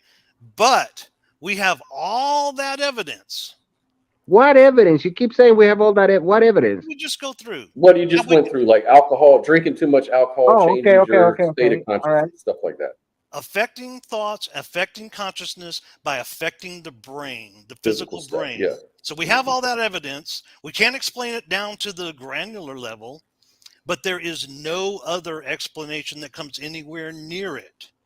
Right. Like Saying the there's a soul question, doesn't say anything. like the question you might ask, Victor, is um, like Brian's saying there's a tight one-on-one correlation with the brain and experience, right? So what is the theory that explains that correlation? Maybe that's a good question. That's a good question. Hmm. Yeah, I wouldn't know how to answer that. And you're saying you don't know, and Brian's already admitted he doesn't know and he doesn't care. That the thing is, it's okay not to know stuff, but not to make it And out of I'm okay with that too. supernatural of the gaps or whatever. So, Yeah, and I like I didn't go said to before, I think it's just kind of bottoming out to we're just stuck at a mystery. This is why I love stuff like this, because right. Right. it's Yeah, a real but mystery. But It is a Victor wants mystery. to did explain you the mystery understand the with analogy another I mystery. gave him? Mhm. I don't know if I can explain it. Look, About the the analogy cell I phone. took, no, about the TV, because Dr. John Hagen said this. Okay, listen, consciousness in the brain is like a TV. If you damage the TV, You can't see the program anymore. But that Okay. doesn't mean that the program is destroyed. The program is coming from somewhere else. Okay. Then I got a So question for you that you have for me. Where in your brain is that receiver? what do you mean that Well, receiver? if you're saying that somehow this is some signal coming in like a TV signal, like when in my TV, I can show you where the receiver is that Right. brings that. So where's that in the brain? Well, in this case, it's the whole brain that is being used by consciousness and mind, isn't it? Is it? How does that work? Well, I don't know how it works, but that's how we Mm. know it that it works. That the brain is like a host, and the consciousness is mind No. is the one that uses the brain. How do you know Are that? you familiar with the How does that work? alternative theories to God or to supernaturalism? Like there's different, there's different stories to hypothesize about that stuff. Are you kind of familiar with the alternative stuff? If you are, maybe tell us a little bit about that. I just want to see if you're only focused on one explanation. Well, see, I'm really not lending into no supernatural or I'm really not Mhm. going the God way. Right, right. I'm I really understand. not. Fine. I But understand. because I keep saying again is that okay, let's say consciousness is mine is materialist. Let's Right. say it's an energy Mhm. that still tells me that that energy is coming from somewhere else. Same Mhm. like the cell phone. If the cell phone runs out Okay. of energy, you got to plug it, and the energy is coming from somewhere else. That's all I'm Okay. saying. So where's that energy coming from? What does it look like? Where is the receptor in the brain? How does it interface between the material and the material? I've got Any an of those answer. questions. I've got an answer. Well, you might let Scott I answer, man. He's don't. got an answer. I shouldn't be doing this. I'm breaking my own rules. I don't know how it works. What I do know is that it's not a product of the brain because the the explanation is obvious. The cell phone Well, does not produce energy. Okay. I want both of you guys to look up something after the debate's over and our audience. Yeah. And I know this is going to sound really weird, but it is scientific. And maybe, Brian, you are familiar because I've posted this a whole lot to you, whole lot. Bioelectricity. And this would also explain, Bioelectricity. it would also explain the lady that was dead for 17 hours. It's kind of like, it would probably be the natural explanation for it. But if you look up bioelectricity and Michael Levine, if you guys Michael can, Levine. like Michael Levine, he's a biologist, atheist or agnostic, he says, and he has a really weird. It almost sounds like the David Chalmers panpsychist stuff, but only he makes sure he's only keeping it in the realm of biology Can and you not post it trying. on Fighting the Fence and tag me there? See if you Yeah, can. I'll oh let yeah, you let look me. at it. Yeah, yeah. Did I send you that stuff, Brian, one I don't time, think or so. No. maybe I'm thinking of somebody else? Yeah, I don't think so. Yeah, See, But bioelectricity. It's really but good oh, stuff. Mr. B, the when thing you is, were saying, he at see least this book right here, I don't know if you I read can't. it, Scott. What is This it? The guy, mind in the brain. yeah, look, this right here, this guy was talking about is to be honest, I still don't understand it because remember, some of this language is way too sophisticated. And I don't know if you could tell my speaking is semi. But what he did was he was playing with the brain, right? And he can make people make involuntary movement with the physical. Okay. But what he said that he couldn't do was, and I believe he's on page 96. Um, He couldn't make a decision, yeah. which is And completely irrelevant to anything. no, it's not really relevant.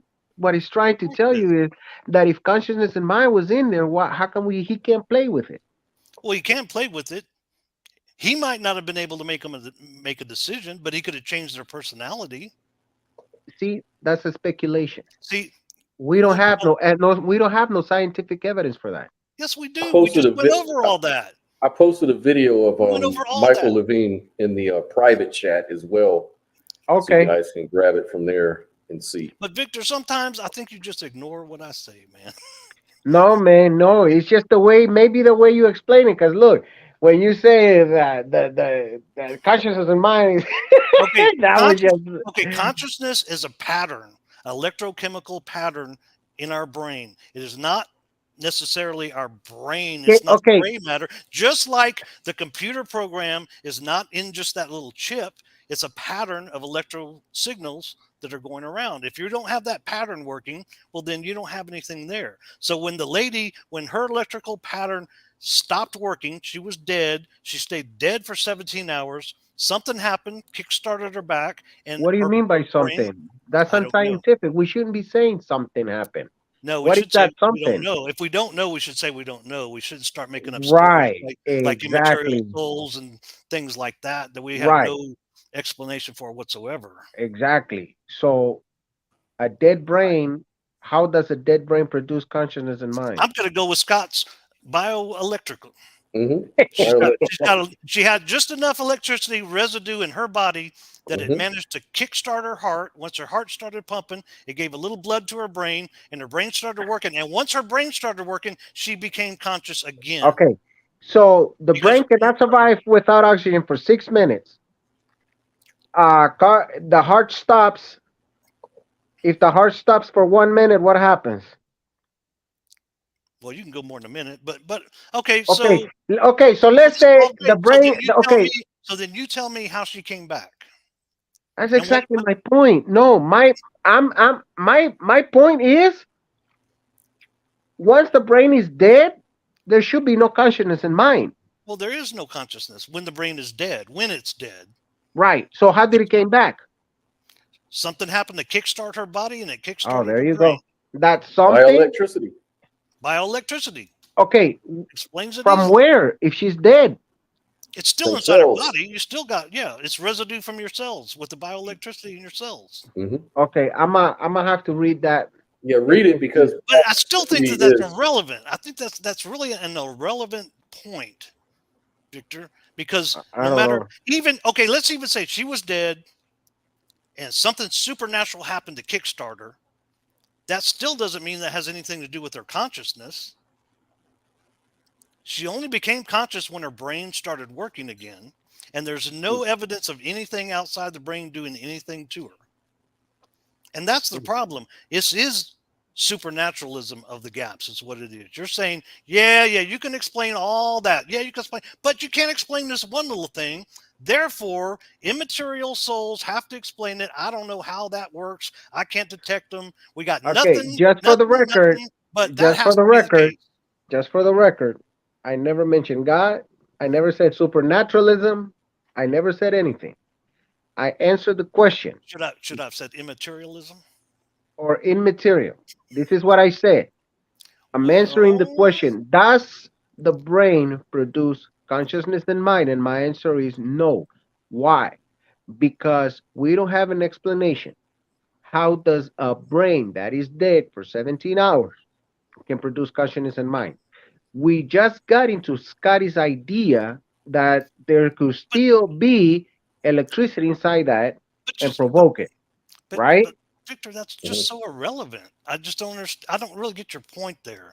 I think what Victor might be saying is that under the assumption that the brain produces consciousness, then we have some problems when we try to explain things like NDEs or the lady coming back, like, which under the bioelectrical thing would kind of support what he's Right? saying just in a naturalistic way, because it would say that, okay, so consciousness isn't maybe just the brain, it's also this bioelectricity, because this bioelectricity is an intelligent learning sort of phenomenon. Right. It's not, it is material though. It's electricity. Yeah, let's Electricity say is it's material. material. And of course, So, that's And he's not saying he's against material or against or naturalism in this argument. In this argument, he's just saying it's not by the brain. it's So not by the brain. maybe, so he's just yeah. trying to stick to that point. Okay, I right. wouldn't So expect it to be the brain. let's say it's electricity. It would have to be the heart started first and started pumping some blood through the brain first. Okay, right. Okay, so the brain is dead. Let's say the heart starts pumping again, right? Right. Okay, where where was that person? Because she then starts talking about an NDE. She was dead. There should be no hallucinations. A dead brain doesn't hallucinate. Well, I don't remember anything about her having an NDE. Did she have an NDE or she was just dead? I don't think I that they don't think recorded she did. anything like that. I think they just Okay, recorded. all right. So But listen, still, listen. Victor, Wait. naturalism still The has a better explanation. She What do you mean by hallucinated. better? I'm not. I don't care about supernaturalism or materialism. I'm answering the question whether the brain produces that bioenergy that we call consciousness and mind. And if it's dead, how is he doing that? It It's doesn't like you're asking me, 100 hey, listen, no, here's my question. How does a dead battery with no energy comes back to life without being plugged or given a charge? That's my question to you, but it is given a charge because if the heart starts and starts pumping some blood into the brain, Mr. B. Where is that? How does that it produces energy? That energy. we are How does energy. here answer my We are question? energy. No, wait. How does a battery that has no charge, no electricity, Not, we're, unplugged produces energy? we're not batteries, man. We're biological You beings. don't understand when somebody's trying to answer your question with an analogy? Yeah, I know your analogy is faulty. That's the problem. How You is it really have faulty? because we are not cell phones. Plus, you have two different things here. Okay, the battery's dead. Her battery was dead, but maybe there was a little bit of charge left in there nobody knew about, and the battery kick started. That has nothing to do with the signal coming in from somewhere else. Well, I see you as See? you're a better speculator than me. You got Oh better no, faith than buddy, me. no, I'm no. saying, I'm see, Mike, my thing is this: that if something is dead, you can't get nothing from dead. But that's You not can't true. get People come nothing back from all the nothing. time. People come back from the dead. Well, that's what we're talking about. Near-death experience. People dying Wait a and minute. coming Now, back. so wait a minute. People So now dying and you coming believe back. the stories that people come back from the dead? When Oh, all of a sudden you went off on me that you said they were just stories? oh, I know people come back from the dead, and I know some people tell stories. But naturalism has a better explanation for those stories than anything else.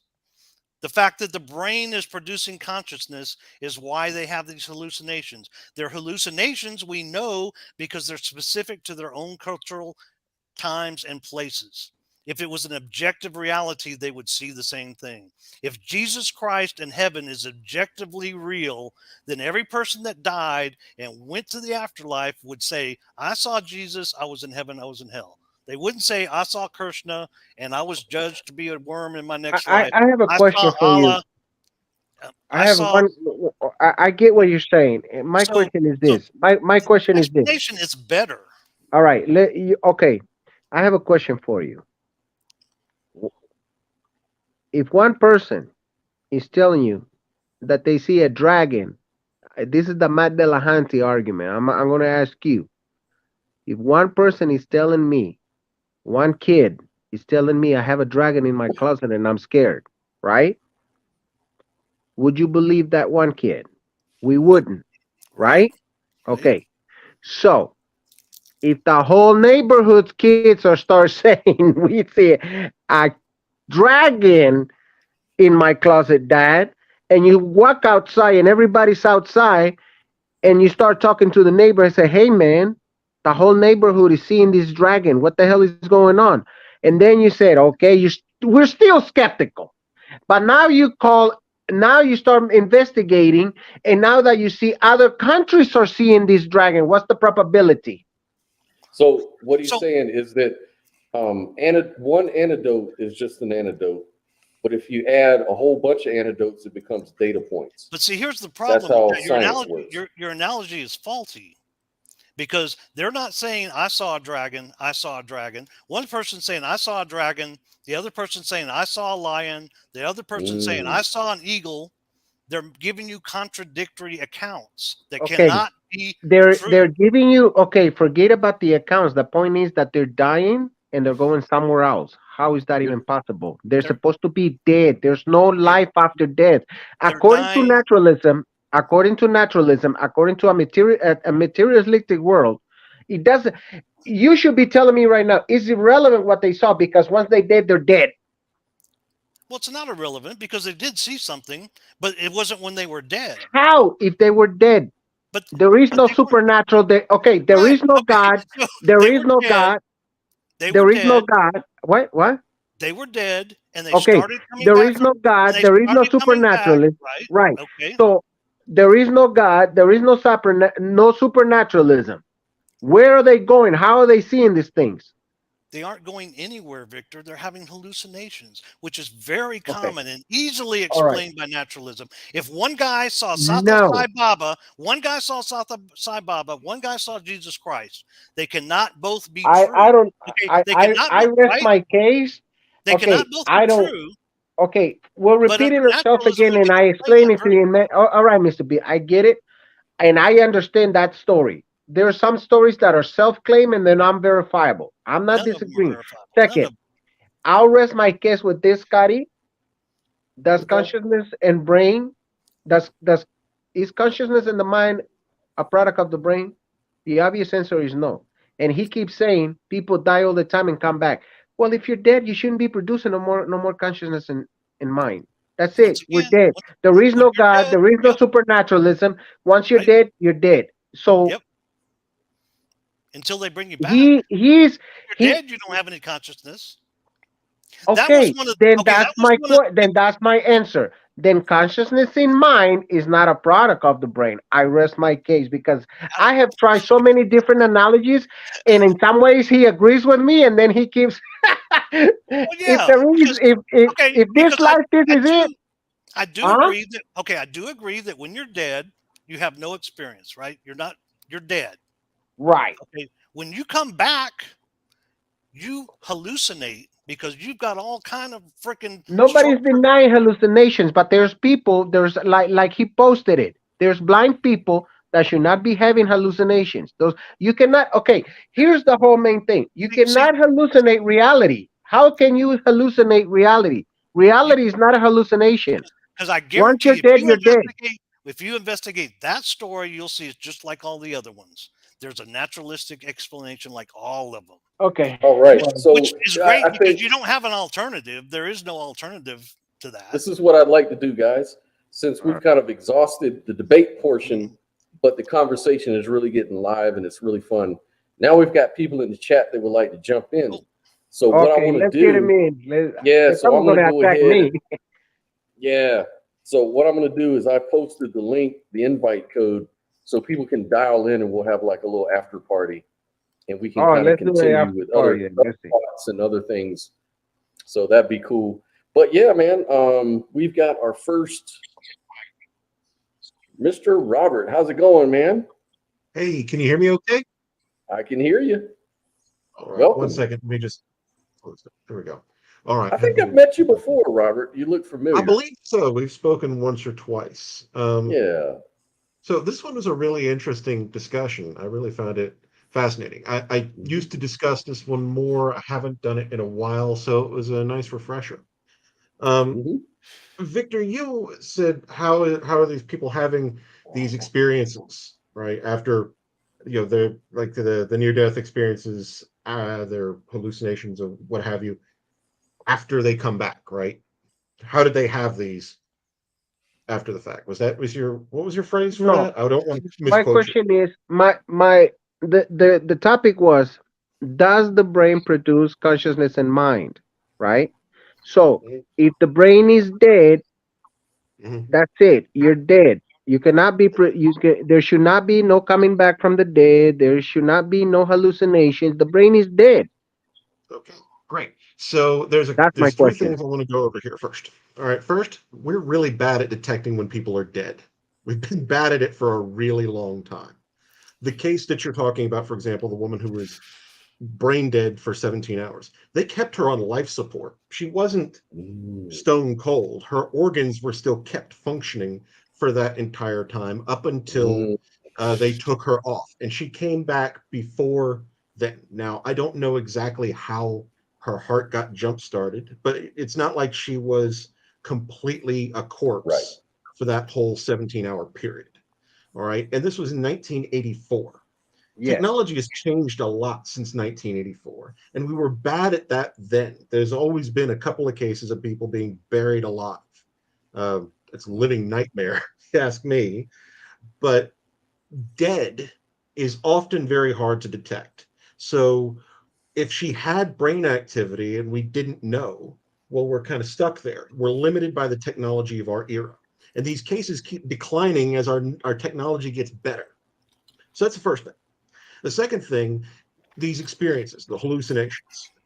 All right. And I'm going to go ahead and just call them hallucinations for, simplicity's sake. When you undergo a traumatic event, your brain is like dying and it comes back. Now, first of all, the most obvious thing is your brain is not in a great state because it's coming back from a trauma. If your best evidence is a traumatized brain state, you don't have good evidence, even if you were right. But more importantly, when your brain is coming back, we like to think of our brains as TV cameras, recording everything perfectly. We know for a fact that's not the case. Our memory is faulty. It's constantly filling in the gaps. It's why people misremember things. It's why people are exonerated despite multiple eyewitness statements, because people don't work that way. And I could provide a demonstration for you of exactly how messed up our brains are in terms of observation if we have some time for it later. But when we come back, Brian, you mentioned Catholics see Mother Mary, Hindus see Krishna or Vishnu, and so on and so forth. Little girls sometimes see Santa. When we're alive again, when our brain is functioning, it's not remembering exact events. What it's doing is putting together cultural touchstones to try and explain a thing that happened to it when it was unaware of what was going on. So that's why you don't get Protestants who see Mary, and you don't get Catholics who see Allah, and you don't get Muslims who see Krishna. That's why it's doing that. And if you go from culture to culture, you don't have people who never heard of Jesus seeing Jesus. The Aztecs never heard of Jesus and didn't have any record of some, guy from a cross or some virgin birth or, they don't have any of that. It's strictly limited to our cultural and our predetermined knowledge based on where we are and when we live. And all of those stories, going back as far as you like to go, even into ancient Roman times, have that exact same issue. It's just what they know. It's their brain recovering. And the third thing was blindness. Blindness is a spectrum. When somebody is legally blind, that doesn't mean that they have never seen anything at all. Many blind people can see shades of things, outlines. And people who are completely blind, maybe they've lost their physical eyes, no detection there at all. They will still see in their dreams if they had sight before. Your brain is actually doing the seeing. It's not your eyes. Your eyes are just taking in data.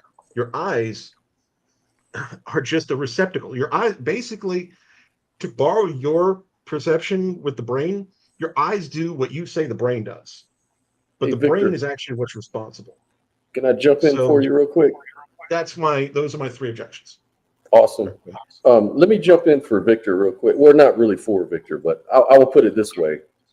If I was going to take Victor's position, I would ask you, Brian, is the atom is or the brain is made up of atoms and subatomic particles, things like that. If we were reduce it all the way down, right? Correct. Yep. Okay. So the question is, Parts of the wave function eventually. right. So let me ask you this: are atoms and subatomic particles, are these fundamental in nature? Because the brain is made up of atoms. So would you say that atoms and everything are fundamental, like quantum field theory and things like that? Sure. I mean, our brain is made up of atoms. Right. So if I was going to take Victor's position, I would probably argue that atoms, subatomic particles, quantum field theory are not fundamental. and I would appeal to the experts. I would appeal to Nima Arkani Hamed, Sean Carroll, and who's the other guy that wrote The Universe from Nothing? What's that guy's name? Yeah, Krauss. These guys all say that atoms, field theory are not fundamental, and they probably promote something called like the amplitude-hedron or some other. I think Sean Carroll's is a little different, some kind of what is it, a vortex theory, something outside of space-time that is more fundamental, and that the universe as we know it is simply a projection of a deeper reality that's a mathematical structure as far as the way we describe it, right? So if we were to take that route, we could possibly say that experience doesn't come from a brain. It kind of does in one aspect, but it kind of doesn't in a deeper level. Just like trees and cars and rocks are not real, so to speak, like fundamentally real. They're just projections of our mind that goes back. And if we were to take physicalism and all that stuff on face value, then even that stuff fails at the 10 to the minus 33, centimeters, the Planck scale. So basically, if you're going to try to see anything beyond that level, you're going to create a black hole. Black hole is is a singularity. It's like when all the laws and physical descriptions just break down. It doesn't make any sense. And so this is why they kind of like look for something deeper, like some sort of, amplitude-hedron, some sort of mathematical geometry somewhere. That's probably the best way to argue this NDE stuff. I don't think that's the way to go, Victor, to be quite honest with you, because you're dealing with it on a very physical level, and that stuff can be argued forever and no one gets anywhere. Now, remember, I didn't use no NDEs. He immediately started with NDEs. Right. I didn't start it with NDEs. My whole argument is this, concerning his objections to NDEs. My whole argument is this. I understand what you're saying, hallucinations. We really don't know what that is. But let me tell you, concerning the data that a brain doesn't survive after 6 minutes without oxygen, I'll grant you even 20 minutes. But a person dead for 17 hours, how do you, here's my question. Okay, let's say her organs are still there, right? I mean, I've heard crazy stuff, right? Let's say you're on life support, and listen, I don't like the dead, but everybody freaked out because in my country they mourn people for like 3 days or sometimes for 24 hours. Dude, and that person farted being dead. Everybody freaked out and thought he was coming back to life. There's a good naturalistic explanation for right? that, right? Exactly. We have a natural explanation. You understand what I'm saying? So here's my question. The brain is dead. How does a dead brain produce consciousness and mind? That's all my argument. So here's the answer. The short TLDR version is that it doesn't. Exactly. All right. The brain produced consciousness when activity was restored to it. Right. So okay. If you damage your brain, right. So if you Can damage you, the brain, we've shut off whatever functions that are necessary for it to go. And then you restart those functions, it's going to go back to doing what it was doing before. You turned off the TV, you turned it back on again.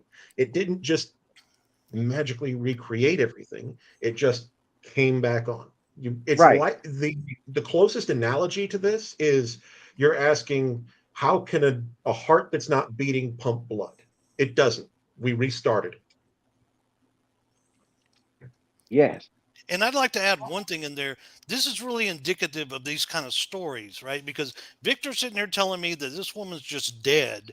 So I'm visualizing, she's laying on a slab somewhere for 17 hours. That sounds pretty damn miraculous. But when you dig into it, you find the facts. Well, actually, she was on life support and she was brain dead. That's a whole nother thing. There's Well, that nothing is to still, explain. it's still, right. It's still Pumping blood to her brain. it's still very extraordinary, because extraordinary. Yeah, a brain without doubt. oxygen, all of that makes sense, but It's way doesn't make sense. extraordinary. But But it's a lot explainable. less extraordinary when you put it, when you add And this. that's how Right. these stories indicatively are. You hear something, man, they saw this, they were talking about a conversation the family had miles away, and when you go to investigate, either you find out that you can't investigate, you've only got first names, no plates, no dates, there's nothing there, or you find out the whole thing was totally exaggerated, one or the other. Okay, I have another question too, right? All right. I'm gonna give you a story. I was 10 years old. 10 years old. I'm with my cousin, I'm with my brother. And there was nobody in the room. And a ghost came out. How do you explain that? And all three of us, we froze. I'll never forget this, man. Now Two watch words. this. Man. Wait. Infrasound. And the ghost came out, stared at us, slammed the door. And we all three of us froze. I mean, we're frozen scared. And it opened the room door and slammed it and disappeared. How would you guys explain that? You got a big brother? Yeah, big brother, yeah. Yeah, was he home at the time? All three of us were in the same room. You're saying something. I mean, I can opened the think of door. a half a dozen ways to explain that. Something, the door Without opened, even the door shut. Yeah, like I'm that's the thinking sort of thing I somebody would was have pranking you. played on my sister. I'm sorry. I actually did do something. I I actually couldn't did hear something you. like this. I Huh? actually, when I was a kid, I did something like this. I got really into magic for a little while when I was a kid. And you ever see those like floating hot dogs and stuff? They use like invisible wires. I tied a string to the door handle on the other side, and I ran it underneath the door, and I held the string, and I told her, "There's a ghost," and I pulled, and the door slammed, and she almost shit herself. Right, but Now, I I'm not don't saying your think my did that. brother. Okay, I we're don't talking about know if he did that. I don't know if he did. a That was ghost I coming out of the a ghost, a But- spirit coming out of the closet. I don't think that was a magic trick. I don't care how old But I could be, ghosts can but be explained in a couple of different ways. I used to make ghosts for Halloween. All you need is glass. It really is very simple. Glass and light creates. You've seen kind of translucent images like in glass and windows and whatnot. I don't know the layout of your house, so maybe this would explain it. But the alternate option, and one that they've actually managed to find confirmation of this, is infrasound. It's not something that you can hear directly, but it fucks with your brain and gives you a sense that someone else is there. And they've done this repeatedly over the years. Look up infrasound and ghosts. Wow. I want to welcome Derek to the show. He just jumped in. How's it going, Derek? Hey, Derek, how's it going? Hello. How But you infrasound doing? is the most likely cause. There's a lot of naturalistic explanations. No. for The these things. ghosts are just giant spirits But, that died in I the mean, flood. That's how they are. Like when you start talking about childhood memories are very malleable, and there's okay, I did. I was. Where did ghosts get their clothes from? people can make memories up out of whole cloth. Our brains are not that great. Like I don't know your other two siblings. I mean, I don't think we've ever spoken before, Victor. But maybe if we got them on here too, we'd have different versions of the story because people don't remember things the same way. Yeah, but okay, I children are understand very that the whole impressionable. thing. But listen, the whole trickery. I can make a ghost. Listen, all of us, we're adults. I wouldn't use an analogy like that if I know it could be faulty. I'm literally telling you, like I'm in by myself in my room right now. And if somebody starts jumping here and you see my phone going on and you ask me, Victor, what happened? Literally somebody was jumping here and you said, who? And I say, I didn't see anybody. I just saw my bed going crazy. What are we going to say? Let's assume that it's real. Let's assume that Victor's telling the truth. How can we test it? How can we test for spirits and ghosts? Easy. And the things bodies of of that the nature? giants. The bodies of the giants give it away. That's all you need to do. They're all Yeah. over the internet. So no, there's no excuse for atheists at this point. That's why they're a waste of a life, most of them. So Oh, but when you talk Exactly. about like ghosts, my go-to is most likely it was a case of infrasound because that induces these kinds of hallucinations and no, delusions. Remember David and Goliath? He killed a giant. Yeah, there were giants in the past. That's why God flooded the earth. Their bodies cover the earth. You can go on Google. You can see their bodies right there. The giant. Just type in giant footprints on Google. I don't know They're if right he's there. joking. Are you? I don't know.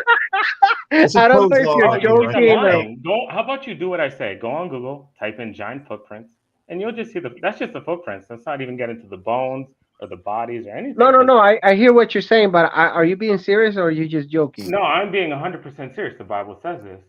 Oh, David okay. killed Goliath, right? Goliath was a giant. Okay, then. But what does that do Giants with are ghosts? real. What does that prove? Like for supernaturalism or Yes, the book of consciousness? Enoch talks about this. It says when they leave their bodies, they don't have any place to go. So they're stuck here on earth. And they're looking for a body to inhabit. So they bother That would be people really to- weird. How can we when you think test about that? The bodies of the Yeah. giants are on the earth. It's not a mistake. You can test that easy. Yes. Man, I got a book for you, Scotty. We got to talk about this. There was listen. I got to get you. It's called. Look it up right now. Demonic foes. Right? Can you look it up right now and tell me the doctor? I'm gonna tell you something. Demonic foes. Okay. Yeah. And it's from a psychologist, medical doctor. Look it up, man. I got to prepare myself. Listen, Rob, me and you got to debate this ghost thing, man. You bring your magic trick. I'm challenging you now. I'm tired of stomping Mr. B. Mr. B's tired of me. I'll never be tired of you, Let's Mr. debate B. the supernatural. Mr. B, you and Robert versus Big. Hey, There we go. So the did infrared you guys stuff, find it? Infrasound. I did. I found it. What's the name of the doctor? Demonic foes, Gallagher, MD, Richard Gallagher. Richard Gallagher. Rob, listen to this. This guy, right, is a psychologist. He's an atheist. Well, he was. Okay. And I'm not even a Catholic. I don't even believe in Catholicism, right? Some of them. And they go and get him. How can you not believe in Catholicism? I'll explain it to you in a minute. Hold on. They got all the proof, man. Okay. So this Catholic priest goes to the psychologist and say, hey, I want you to check this person's mind, see if she's crazy, and all of this. And he says, man, I don't believe in this stuff. I'm a psychologist. I got nothing to do with supernaturalism. And then the priest goes, that's exactly what I want. That's why I need you, because you're going to tell me the truth, whether that person have a mental state problem or if she's really demon possessed.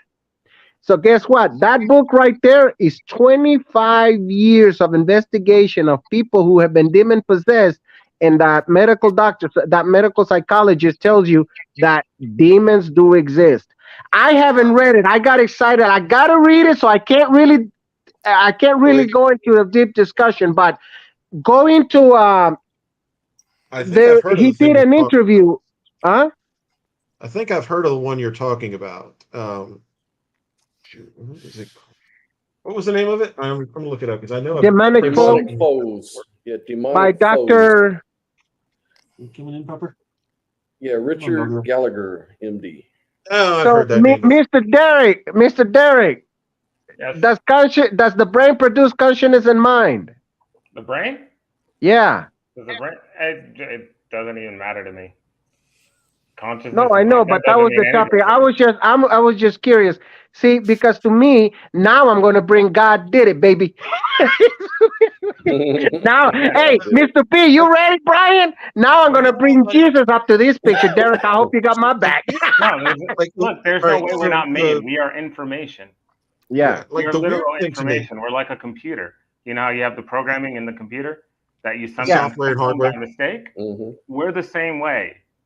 We have information. To move our fingers, God coded information. Information is a very generic term. Like you can make any combination of chemicals is information. Mm-hmm. Like, everything is information. Everything. Yeah. So it's one of those things that it's true without being useful. Yeah, It doesn't everything is tell us everything. anything we don't already know. What? So- yeah. Hold on. If We- everything is information, that means information has to come from a source. The source is God. What you got? What you got, It could Mr. come- D? it could come- Nope. Let me take this one. It could come from the cosmos, Right. like an eternal You believe in cosmos. outer space? Information Eternal is cosmos. fundamental. Hold on. You believe in outer space? Yes. Okay. Yeah, that explains a lot. I don't claim to prove it because we could be a brain in a vat, but it's valid. No. It's part of your experience. There's a glass ceiling in the sky. We're pets. It's literally on video. Yeah, you can type it in on YouTube. Yeah, but that could be part of the simulation, though. Rocket hits dome. Just type it in. That's part of the video. cosmos Rocket hits simulation. dome.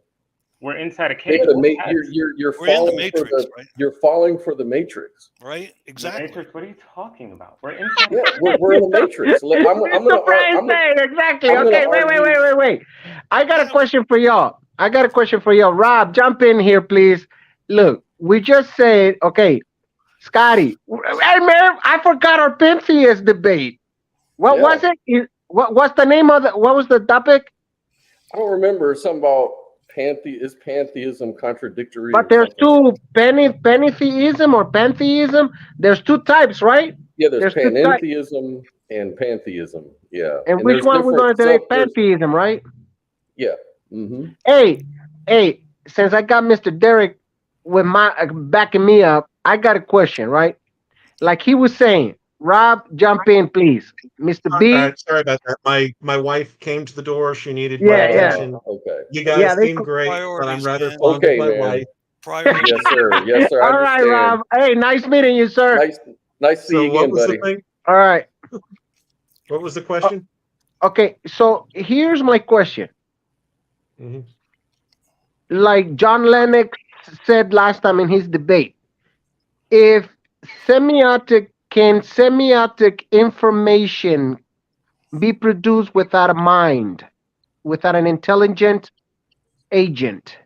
For example, if you come to your office and you find a pencil and a paper note and it says, "Hello, I am Jesus. I exist." Did the paper did the pen and pencil produce that, or did somebody wrote it? Okay, so I want to make sure I understand your question. Yeah. completely. You come to your office, you I find come a to my note. office. Yeah, you find a note. On top of the note, there's a pencil. And on the note, it is written, "I am Jesus. I exist. I love you." Did somebody wrote it, or did the pencil and paper produce that without an agent behind it? I would say that somebody wrote it. Now, Okay. in your analogy, am I watching it happen, or did I just find the note? No. The whole point I is just know that that. somebody had to write it, right? Right. Somebody You know, had to write. the Okay. Yeah, Now, English is a very that's what- specific language. It has Right. specific interpretation, and I would recognize it as a language that man created, Right. that has Okay. developed with man-made grammatical conventions, and therefore it would follow logically that some intelligent agent created. Now, alternatively, if we're looking at a computer screen, it could be Chat GPT that did Right. it, and there was no intelligent mind. So Uh, I think Really? You Mr. sure? Who created the AI then of ChatGPT? The AI. Go ahead, I jump won't in, Mr. D. A human. I won't touch Chat Exactly. GPT with a 10-foot pole, but depending on the context of finding this, it could have been an intelligent agent, or it might not have. Notes No, on it was pen and 100% paper. an intelligent agent. We all know this. This is basic Yeah, common sense. Someone writes a yeah. letter. Someone drives a car. Someone drives a plane. Someone Well, intelligent. we have self-driving cars now too, so Yes, you don't and have to someone have created the intelligent AI agents. for programming. everything. For that. We don't never seen a person create a universe. Yeah, duh, because they're not God. Yeah, Right? Who so created here's the God? distinction. Who created Here's an God? important distinction. What If the what God Len- is Hey, the Dr. Mr. Lennox- Derek. Hey, Scotty. Mr. What? Derek is. I think he's a hardcore Christian. I think I got backup right here. I'm getting them vibes, Hey, man. I'm getting them Lennox- vibes. Hey, he Fundamentalist ain't vibes, playing. yeah. He ain't playing. He said, "Look, Jesus did it." Hitler. Hey, look. He ain't So One playing. thing here's I what can, hey, Dr. hey, here's Victor. what Dr. The one Lennox thing has I can say, he's not a flag waving phony Christian. That's for sure. Yeah. All right. Well, cool. I don't like phony ones. Hey, if you're That's going to go in all the way. That's right. Yeah. Um, Now, here's what Dr. Lennox is doing. Dr. Lennox is essentially presenting the old watchmaker argument that's repackaged. All right. And the flaw in the watchmaker argument is it's the exact same flaw here. All right. You find a pocket watch on the beach, you find a note on your desk. Same basic symbols. You know an intelligent mind made it. All right. The flaw in the argument is that just like the watchmaker argument, we know how watches are made because they do not occur in nature. We know that notes are made by people. They do not just appear by magic. They're not just made by nature. Jesus did not, or sorry, the four winds did not write that note. A person did. All right. So the flaw here in the argument is we recognize artificial versus natural by contrasting the two. Exactly. So the problem here is you're just looking at something unnatural that was made by an intelligence and then asserting that everything must be made by an intelligence. But you're not a little God detector. You're contrasting two different things. You can't look at nature and say, well, this must have been made because this pocket watch was made. Let's say, hypothetically, that notes did occur in nature, or pocket watches grew on trees. Pocket watches grow on trees. Pocket watches occur in nature. What is the way to distinguish the natural from the artificial? We do it all the time. But if I were to take you and drop you on a world where you didn't recognize anything, you would not be able to tell the difference between something that was made by, say, an alien species or something that occurred through natural processes because you have no way to compare and contrast the two. That's the problem. Wait. No. See, wait. Okay. Here's the argument that nothing comes into existence from nothing. Or I will give you this. Now I'm going to say, the reason we say God, because of what you just said, the semiotic information cannot come from nowhere else except from intelligent mind, right? Everybody here nodded their head when Mr. Derek said all this information. Everybody went like this. Okay, Yep. where is that information coming from? It's got to come from a mind. No, No, they no. what they want to Why say is do they you don't say know. that? There's a big difference there. There's a very big difference between these two things. Salt is a very simple chemical. It occurs naturally. All right. Right. The chemical composition is also information. Absolutely everything that you see and hear and record and the things that you don't can accurately be described as information. RNA, DNA, radio signals, notes that we write. Information is literally anything. So it's true without being useful. It doesn't mean it all came from a mind. Wait. The No, note but that I write, And there's but no Okay, justification then to how say it did it? happened. I'll No, I let want to Mr. hear. How Derek did it jump in. come then? How did? No, I actually want to hear from Robert. How did it come? Right. If it didn't come from a mind, how did it come? I want to hear this. so when you ask how can it come from a mind? When you say it, you mean No, nature I'm or saying the note? if it did not come from a mind, where did it come from? I want to hear. What's your response? Okay, so can you clarify? I don't know if you heard me, but The when I say information. right, Where is the information for the structure of making all this stuff coming from if it didn't come from God that made it? well, nature doesn't seem to come from anything. It's simply the state that exists. Saying where did nature come from is like asking what is north of north. That's It's retardation. not. That is so retarded. That is so I mean, that's retarded. It's let me Ignorant try. Let me take a stab at it, Robert. Let me take a stab with Oh Derek. god. I will say that everything was created by the cosmos. Yeah, I mean, that's Yep. to me. Okay, That sounds like wait. Okay, let's go there. Is the cosmos aware of you? I don't know. I mean, we're part of the. Exactly. There was somebody part once of the argued, and I cosmos, love but this saying but that hold on. we are right. the universe observing itself. We Right. are part of that cosmos. We We are are not part of the apart Okay, from it. but remember So the best we are- evidence. Okay, the best evidence from science is that the universe has a cause. The universe has a beginning. It's got to come from somewhere. That's not entirely Wait, true. wait, wait, wait, wait. There That's is not there's true. actually If you it's say, a wait, wait, 50-50 let me nail it's a it down. Let me 50-50 nail it division. down. Robert, let me Robert. nail this down. You said nothing can come from nothing, right? Right. Is that your Yeah. claim? Yes. Nothing means you're saying the No totality of thing- reality. No, reality. Lawrence Cross. Hold on, I'm gonna hold on, go with thank you. Lawrence Cross. I'm not asking. No. I'm not I'm using not saying that. that Listen to Lawrence this. Cross Let me definition finish. of nothing. Right. Let Okay. me finish this. Okay. So this is what I'm just trying to get some clarification. Right. So when Right. you say something can't come from nothing, means reality can't come from nothing, right? No, hold on. I know, cause listen. No. Yes or no? Does reality come from does reality have to come from something? Yes. Yes. Yes. Yes. 100%. Yes. Right. 100%. Okay, Trust so me on this. so No, by the- definition, under your logical premise, Right. reality came from something outside of reality. Yes. Yeah, there must be something Okay, self-existent. so then what's outside of reality isn't real. Wait. No. No. So This how is do you real. how do you argue This for is real, something that's and not real? what God is real. How do you And then argue what's for in heaven something? is also real. But how do you argue for something that's not real? You said Wait. reality has to Wait. come from No. something. When we're talking about the reality, it's the physical reality that we see, and like right now, You the said whole everything. reality, You everything. said nothing. no, well, That nothing. Listen, includes reality. Wait. Okay, I'm gonna what include. he's getting at I'm is that just following if what your you guys are premise, saying. The rule if your is conclusion violates your premise, your premise anything. is wrong. I didn't. Right. Okay, there's two people talking. Wait. Who? Wait, Scotty, hold on. Let me see. Yeah. What's your question? Let me answer your question, Mr. Rob. Give me 1 second, Mr. Rob. What's your I question? can answer all this, but I just want to let you guys talk. Go ahead, Derek, because No, I get it. We want know to. that.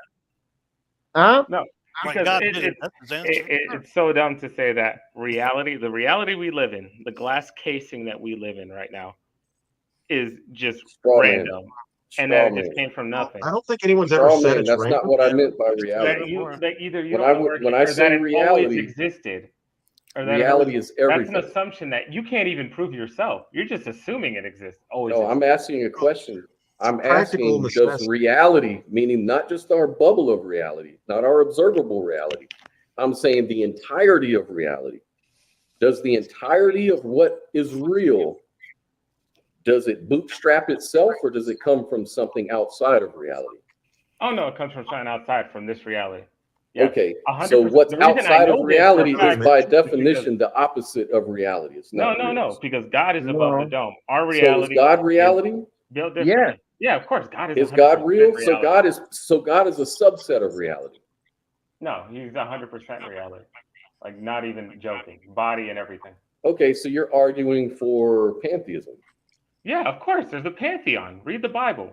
There's God, Right. and then So I there's would a agree. council. I would agree There's a that council. under this way of determining, talking about God, I would say that reality just is. So you're saying that reality, which Guys, includes I would everything. love to continue. Scotty, I'm so sorry. I'm gonna have to cut off.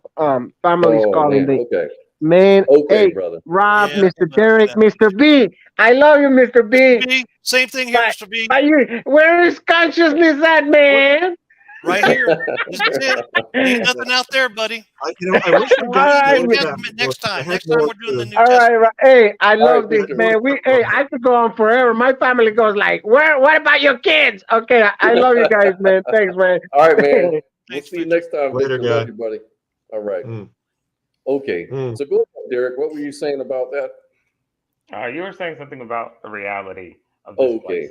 So I'm defining reality as the totality of everything. So I guess what you're saying is God is reality, right? Yes. So you're saying, so to Victor's point, does reality need to be created? Huh? Yes. Does The so reality God that we had live in, so God the had reality to that be. we live in, yes, needs to be created. God is self-existent. No, I'm saying He's you keep going back to that. I'm saying the entirety of reality, does it need to be created? Huh? No, God doesn't need to. He's self-sufficient. Okay, perfect. So you agree with me that there's something that can last forever, that it can be eternal, that it can be that it can have no beginning. I'm Yeah. calling it the cosmos. I'm calling it God. You're calling it the Yeah, cosmos. but mine is more parsimonious than yours And has more because you're evidence. adding an assumption on top of mine. What are you talking about? I'm adding an assumption on My top. Yes. endpoint is the cosmos. My right? endpoint is God above the dome. We're inside a cave. You're talking about Okay, a fairy that's tale fine, thing. but you're saying that the cosmos was created by God, right? No, I'm saying that he's above. You know, there's a glass ceiling, right? Do you know No, I'm asking that Are you you're being off topic, metaphorical, or bro. do you mean like I'm a being literal, like literal. there's a Yeah, there's a glass ceiling in the sky. It's on so video, like the dude. dome from Genesis Yeah. is what you're But referring it to? sounds No. like you're kind of running away from the question. Why is that? No, it's because God's above Why the do you want dome. to talk about a dome instead of getting down to the heart of the matter? Because I am. I'm telling you where it is, but like it doesn't enter your head because you believe in some universe thing. Well, I I'm going believe step by step with you. So all I'm saying is that for me, and you can debunk me if you can or refute it, I'm saying that the most parsimonious worldview is that the cosmos is eternal. It doesn't have it isn't personal. It doesn't answer prayers necessarily. It isn't necessarily conscious. Might be, but I don't know. It isn't necessary. I think that your perception of reality is a God that's conscious, loving, is personally involved. So my view is a lot more parsimonious than yours. Wouldn't you agree? No, your view doesn't make No? sense at all. So how are you doing the math? Oh no, you don't If need to you do have math. more, Everything I say is on video. yeah, but Everything I if say you is on have video for people right, to but see. if you have more assumptions baked in, then it seems like you have more points of failure in your epistemology. No, it's just my view of reality and your view are two completely different things. Of course, they're different. We all know that. But I'm just I mean asking you, completely what's more different. Like here, parsimonious? I'll give an example. Did you know there's a snake circling the earth? Did you know that? I don't know that. I've heard of it though, by a Well, flat I'm earther. letting you know this right now. It's dead already. My God killed it, but the body's right there. Everyone can see the pictures. How do you know it's not part of the simulation? How do I know it's not part of the simulation? Well, the ancient texts Simulation talk theory. about it being alive, and then my God killed it, and then flooded the earth, But and now its body is ontologically, we covered in could dirt, and be. we're walking on top of it. That's according to the simulation, right? No, that's according to this reality. But Your I'm God- assuming that we're in a simulation. So I mean, how do you debunk? How do you prove that we're not in a simulation? Is probably the best way to ask that question.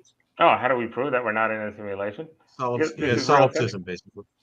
Oh, this is real simple because one, we are information, but we're self-created ahead of time. Because people like to say the simulation that things are happening in the simulation while we're in it.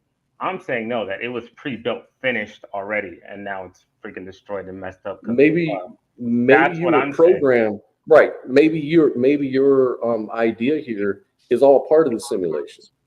How do you know that? How do I know that? Because the word of God is physical reality. Yeah, So but how do you know the word of God wasn't programmed in by the simulators? Oh, real simple, because God is a simulator. Right. So how do you? Yeah, I told you he created the information. Yeah. So Have y'all ever heard of a simulators show won't called Power Corrupts? Anyone ever heard that? Nah, I never heard. Okay, so it was made by a guy named, I want to say Dark Matter 20 something. Oh, that loser. Oh, that idiot. Oh yeah, I know Dark Matter. He made a short-lived series called Power Corrupts, and the idea was that in this futuristic society, they would test everybody. They had this belief that power did not corrupt people. Power revealed corruption within a person. So in order to determine a person's place in society, whether they should be trusted with power or not, everybody in high school would undergo a test. They would go into a simulation. They would be in there thinking that they were God, and then they would see what kind of world they created, what kind of universe. Was it someone who would create a paradise? Was it somebody who would be corrupt and abusive, and so on and so forth? And the plot for the show was that Yahweh was a student at that high school and put into that simulation, and we are living out as his creations to see what kind of person. Yeah. So the problem of solipsism would likewise apply to any deity involved. Even if that deity were real to us and real to itself and was all powerful over us and this universe, it couldn't know that it wasn't in a simulation itself, because that's the way solipsism works. Mm-hmm. All right. Good It luck could just proving that. easily be in a simulation of its own and not know it.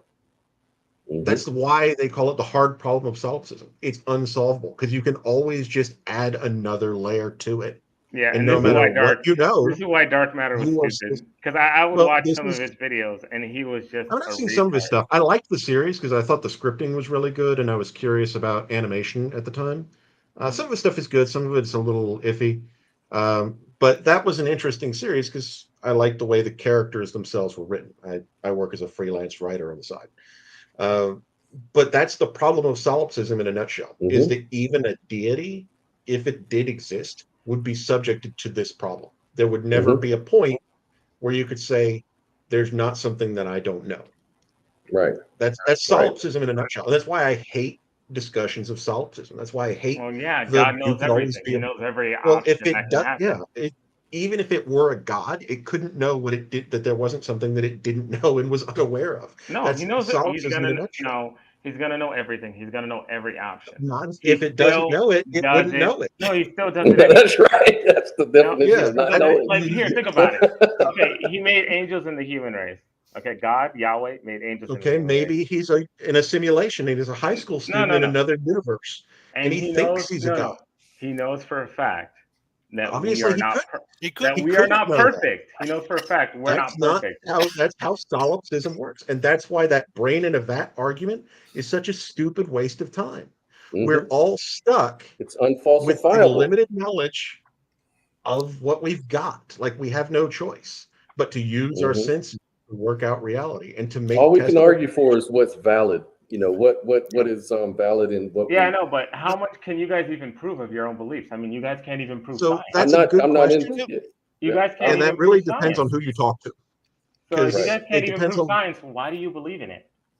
So works. proof refers it's to valid. mathematics. Because it works. So it Mhm. let me give you an example Has utility. of a simple practical application. Proof referring to mathematics. You've seen mathematical proofs. You went to Yeah, school. I You've seen question geometry. math. I question right. whether math is real. Okay, Then so you can That question should give you an your idea of own what you're beliefs, dealing with right now. well, your if you're building, presuppositions. yeah. So the way to question, math, of course, you can always question. People can make mathematical errors. It certainly happens. Buildings fall down, bridges collapse because somebody fucked up the math. I come from South Carolina originally. There's a bridge or not a bridge, a tunnel that was dug through mountains, and they started at opposite ends. And the math was off by, I forget exactly what it was, like 0.01. And the two tunnels went past each other because the error added up over distance. And they ended up with two tunnels instead of one because they messed up the math. But math demonstrably works. You can measure water temperature and when it boils. You can calculate what it takes for a bridge to hold up under pressure. Okay, here, How I'm going to much it ask you a moves. very simple question about math. This is basic elementary school shit. Is 1 + 1 always 2? Well, yeah. Are you sure about that? Okay, Are you so sure the answer, 1 + 1 is always 2? well, yeah. In a basic Okay, Unless, here. unless Here, what I want you what to you do mean is here. 1 and here, 1 together, in which case it would be here. 11. I'm going to But do if this. you had We're 1 going to do a plus physical experiment. We're going to do a physical experiment. You can go inside your kitchen. You can grab 2 cups of water, fill them halfway with water. You have 2 cups of water, one with 1, and another one with 1. 1 + 1 is 2, right? Okay, I want you to pour the cup of water into the other cup. 1 + 1 is 1. So that's half and half. I just physically proved that right there. So that's Right just there. bad math. 1 + 1 is 1. So 1 + 1 is not always That's 2. not 1 + 1. You still have 2 cups. You No, didn't I ask about said the 2 contents waters. of those cups. Well, what The arithmetic contents- system are you using, though, Derek? What Yeah, what so- arithmetic system are we You're asking, appealing to? Because if you're half using and the half, if you're using the equals 1. classical No, decimal math- system, I use physical reality as well, my no. system. So Because if your 1 math + doesn't 1, reflect physical reality, your math is bad. right? Really? Okay, well then prove me wrong that there's only 1 water. That there's 2 waters if you pour water into another cup. So I can't see you, so I don't know if you're able to see. Are you able to see all of us? Because I want to hold something up here. and I can explain. see all of you guys. Okay, cool. All right. I have one piece of paper. 1 + 1 is 2. All right. And the reason that this is 2 pieces of paper is because we all agree that that's the result. Mathematics is simply a way of describing things. All right. Mhm. When you get right down to it, if your description is inadequate, your example of half a cup and half a cup equaling 1 cup, that doesn't change that. We've measured out what equates to half, because that's what twice that would fill the cup. You still have 2 cups. Yeah, I'm talking about Each the water cup inside of it. has half. Yeah. So I'm if talking you about the ask water about inside of the it. water, if It you turns ask into about the one. water, Yeah, so 2 that's waters turn into exact. 1. Two Yeah, waters half a turn cup into of 1. That's water easy to and do. half a cup of water is 1 cup of water. Yeah, That makes that's sense. math Yeah, working. that's math. That's Yeah. how that works. Yeah. That's math. Okay, so 1 + 1 is not always 2. Okay, so So you guys that's are not wrong. No, one. 1 That's half and 1 half half is always is 1. always one.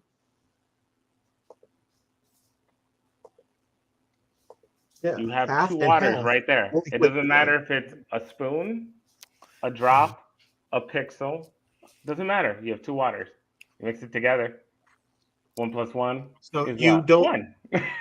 You're measuring the quantity of water.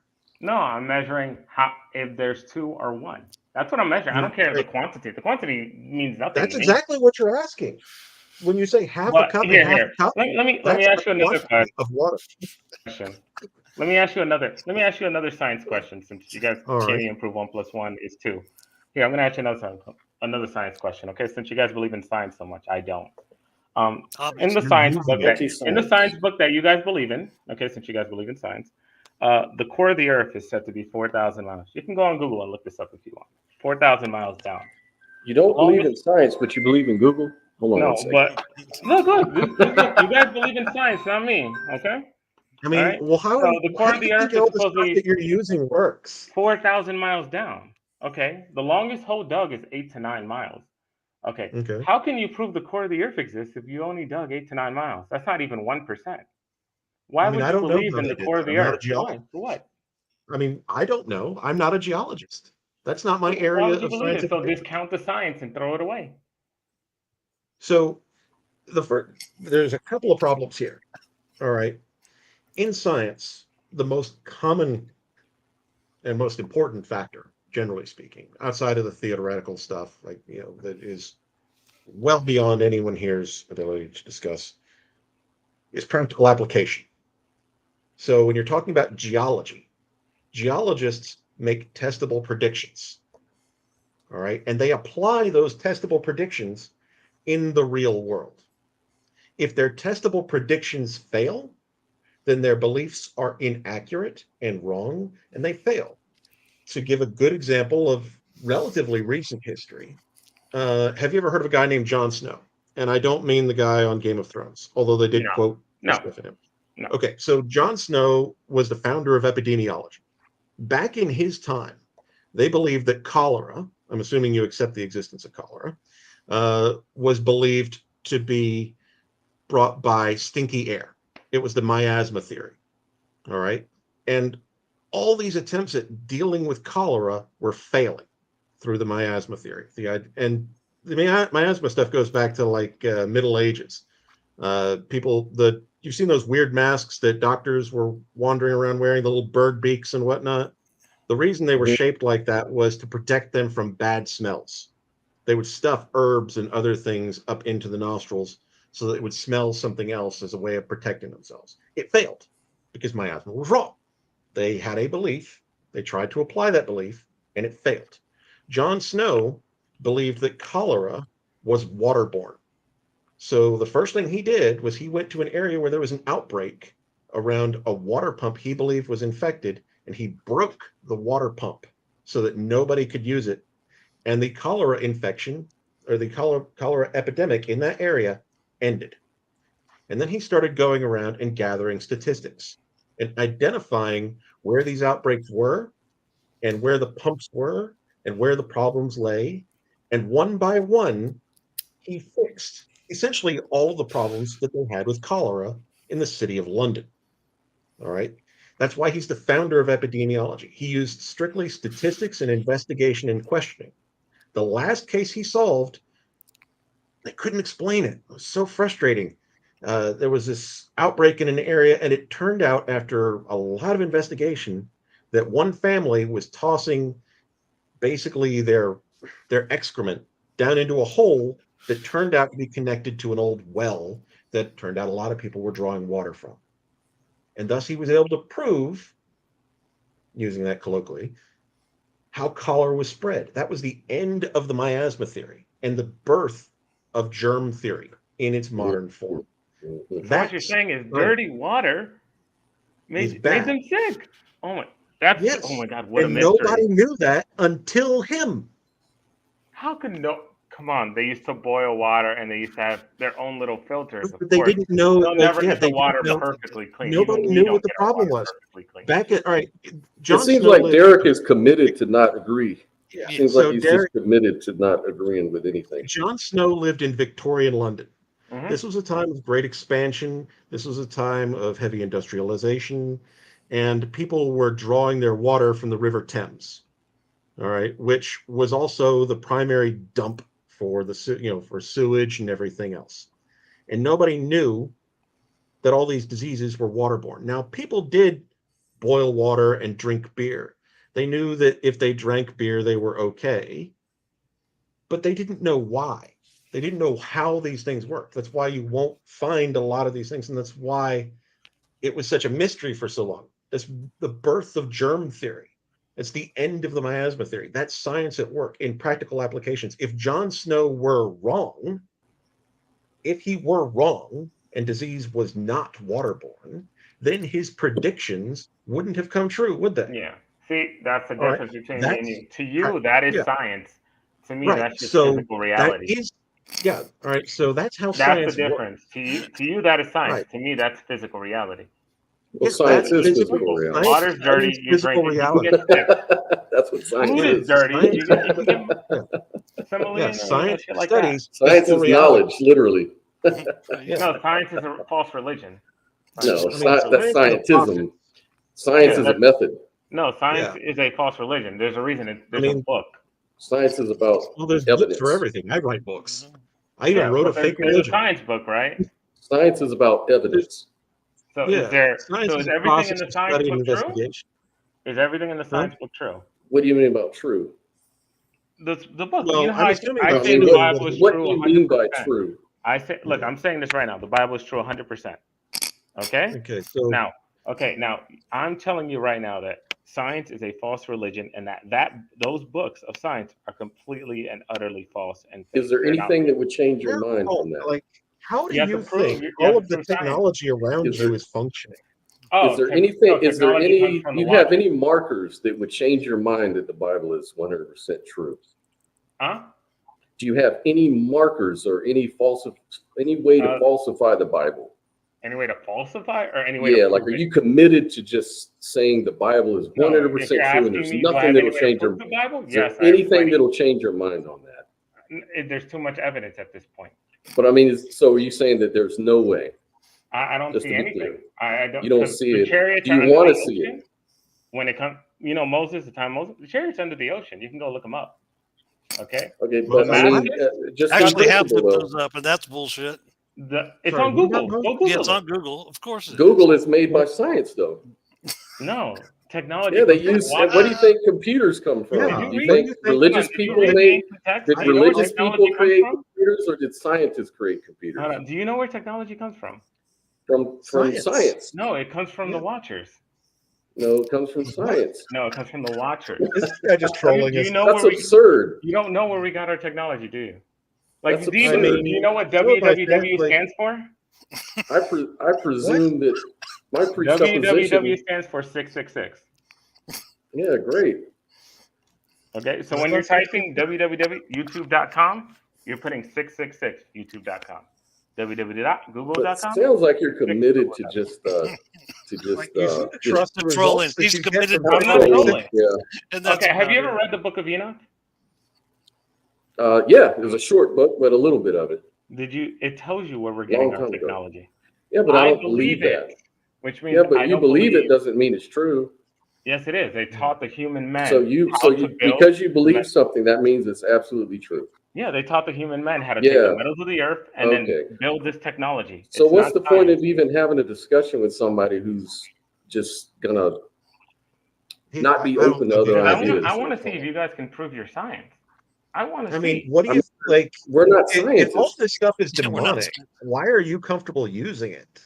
right? Oh, You're well, using, there's no stopping it. You know, the end of days has to come eventually, but that's not for our time. That's for but if science wasn't true, then it wouldn't work.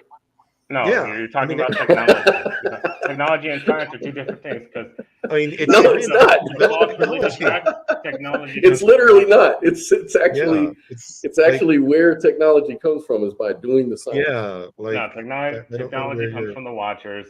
And I'll just say it's not. I So where don't do we think go I'll just from say now? it's What do not. we do? Yeah, I really okay. don't. Now what do I we don't- do? I don't think Your God can't exist because Eric, the God-eating penguin, ate him.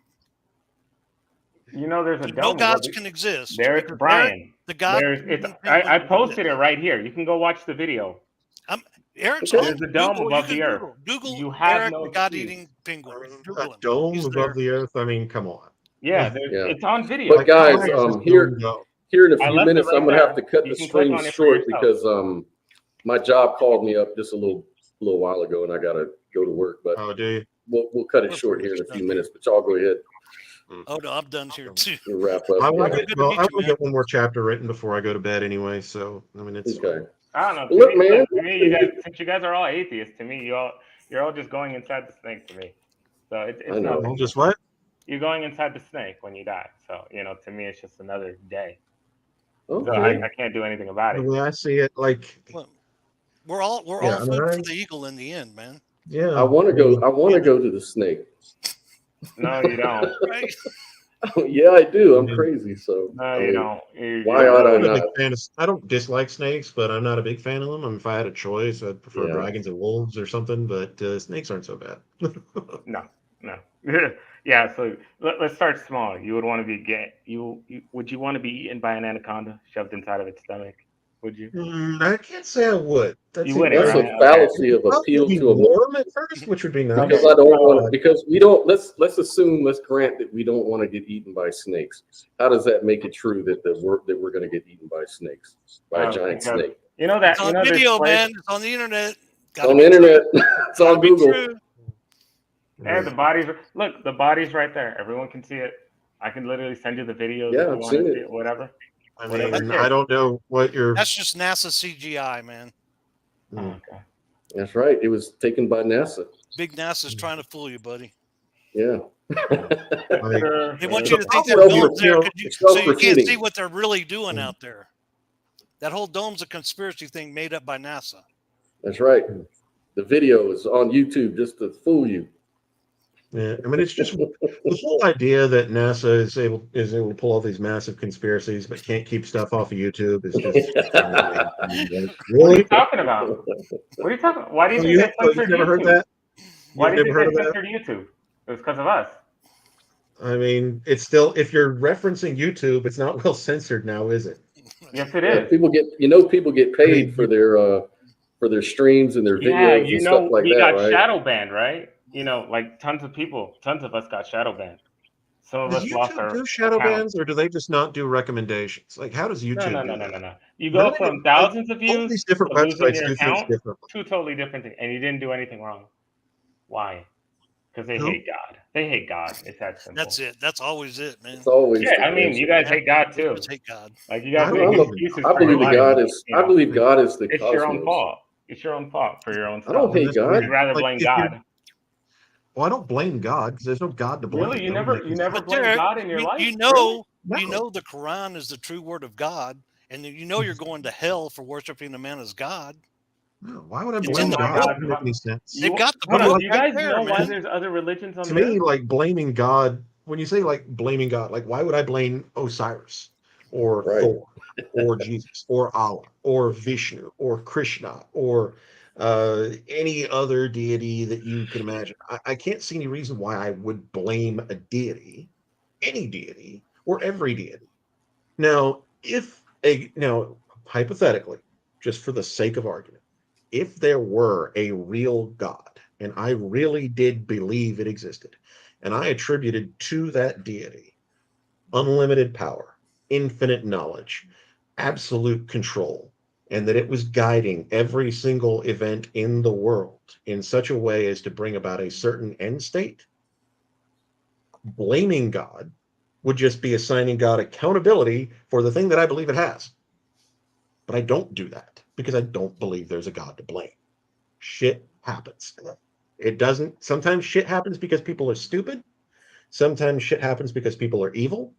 And sometimes shit just happens and there's no rhyme or reason to it. Oh, It's no, just no. This an is real unfortunate simple. thing. Shit happens because God has given us free will, and we choose to do I evil. mean, with well, it. when it comes to free will, I'm That's of it. two minds. That's it. That's how Like, simple it is. like We have when free you say, will, and we choose to do evil. well, like free will So we're wouldn't not good change people. We're like not. an None of us are avalanche. good.